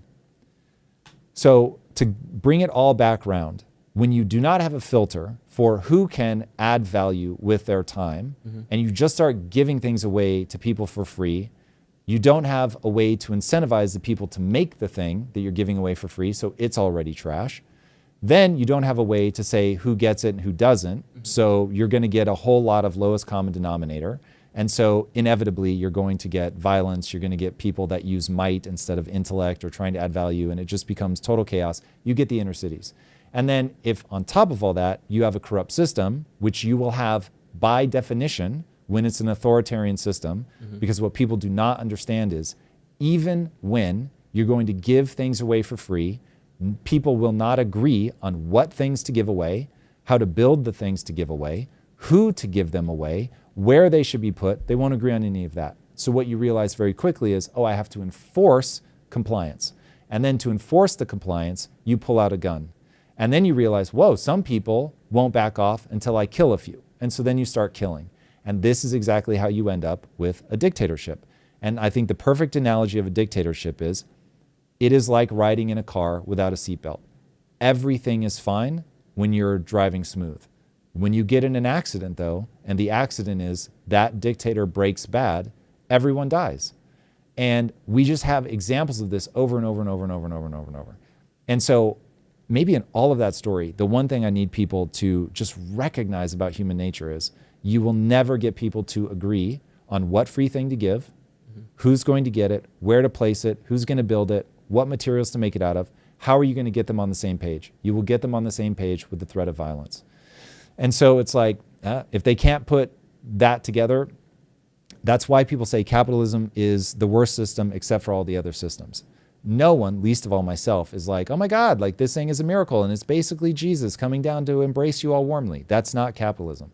Capitalism says, I know I can trust you motherfuckers to be selfish. And so go be selfish. And I'm going to put a couple constraints because you will also go evil if I let you. And so I'm going to put borders on this so you can't go evil, but I'm going to let you be selfish. And when you let people be selfish, you yank people out of poverty so fast that you dislocate their shoulder. It's wild. Copy. Bringing it back to the specific analogy to like Mom Donnie, you're saying with this proposal, as soon as he would want to build it, they won't agree what should be included in the housing, who should get the housing, how do you be eligible for the housing, what the sign-up process is. And that is the part where manipulation will need to be, that's where force Manipulation won't work. Force will be the only thing. Okay. Look at Russia. Are they stopping people from coming in, or are they stopping people from leaving? From leaving. Look at China. Are they stopping people from coming in, or are they stopping people from leaving? In their case, both, but mostly leaving. Like they'll confiscate your wealth. Look at Jack Ma. If people don't actually know the story of Jack Ma, 3 days before Jack Ma was going to do the largest IPO in all of human history, he made the mistake of saying, the banks in China have a problem. And we're basically not giving money to people taking risks and taking chances. We're giving money to people that the government deems to be like the right place to invest the money. And he's like, that's ultimately going to be a problem for us. And they took his company from him, disappeared him for months, presumably tortured him, and then let him back out into the world as a re-educated man. That's so wild.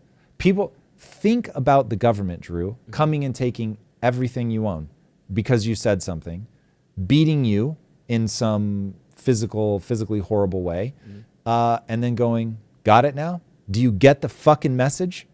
And then they let you go. Do you really want to live in that country? And that's what you have to do because people are not going to agree with you. And so you're never going to get everyone to agree.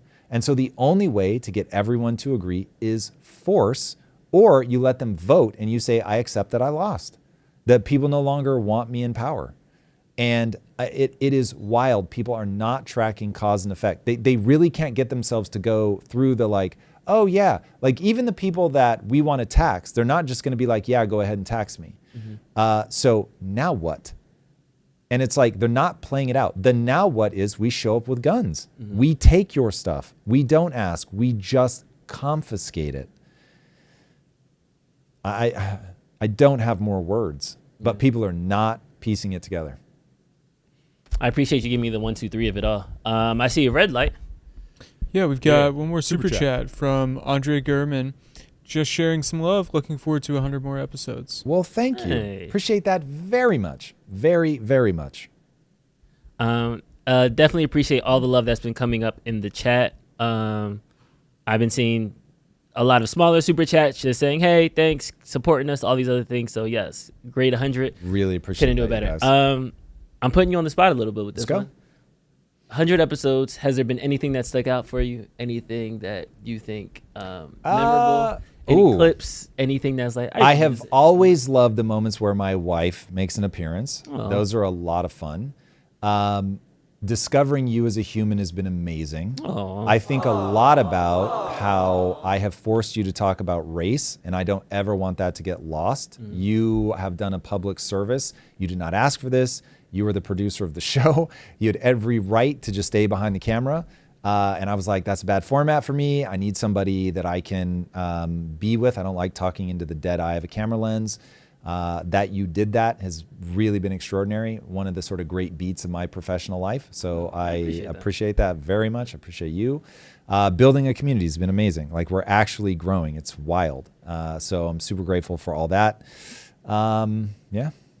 Man, 100 episodes. It's flying by. There it is. I think my favorite 100 episode is when my favorite moment is when you said, if I was God, I would have designed the vagina like a trunk of a car. Nice. There it is.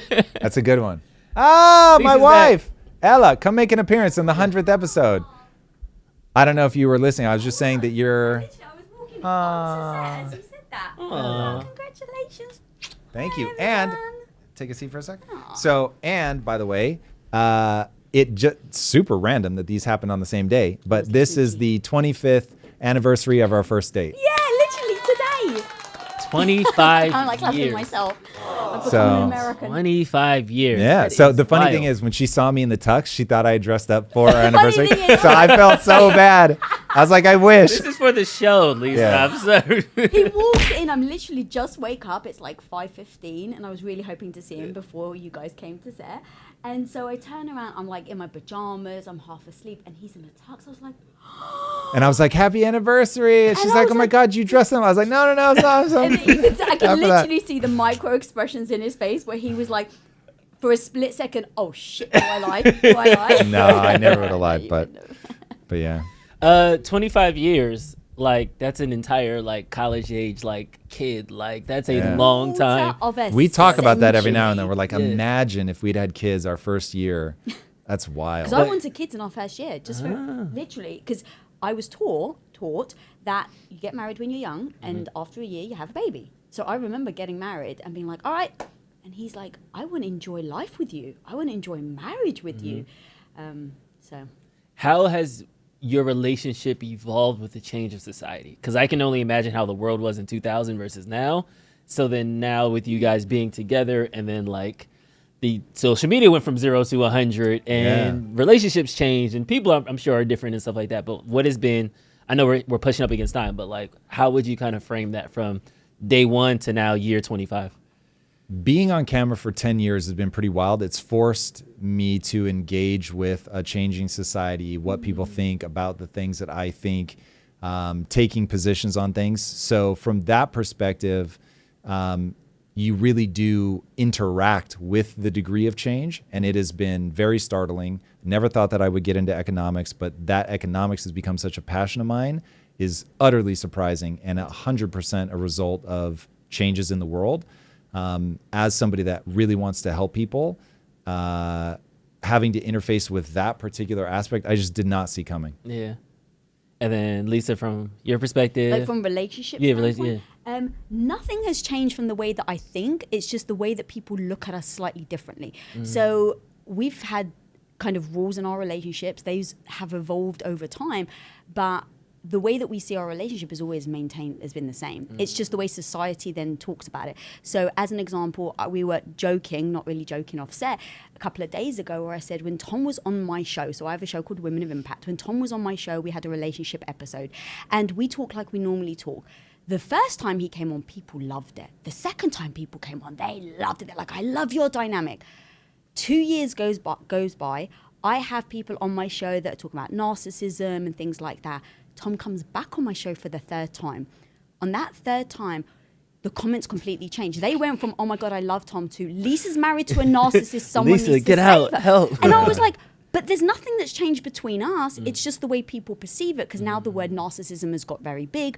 I have brought in a lot of community in my audience have been wounded by narcissism. So I get it, but the way that people see us has changed. And then I was on his show, when was it, last year, a year ago, and the comments on his channel were all, oh, we see Lisa wears the pants in this family. So I'm like, hang on a minute. Either I'm trapped with a narcissist or I control. Like, both can't be true. So seeing the way that people perceive it, where they have to be black and white, it has to be one or the other. But we've never lived like that. It's always been like we're equal. We come up with equal, rules and regulations in our marriage.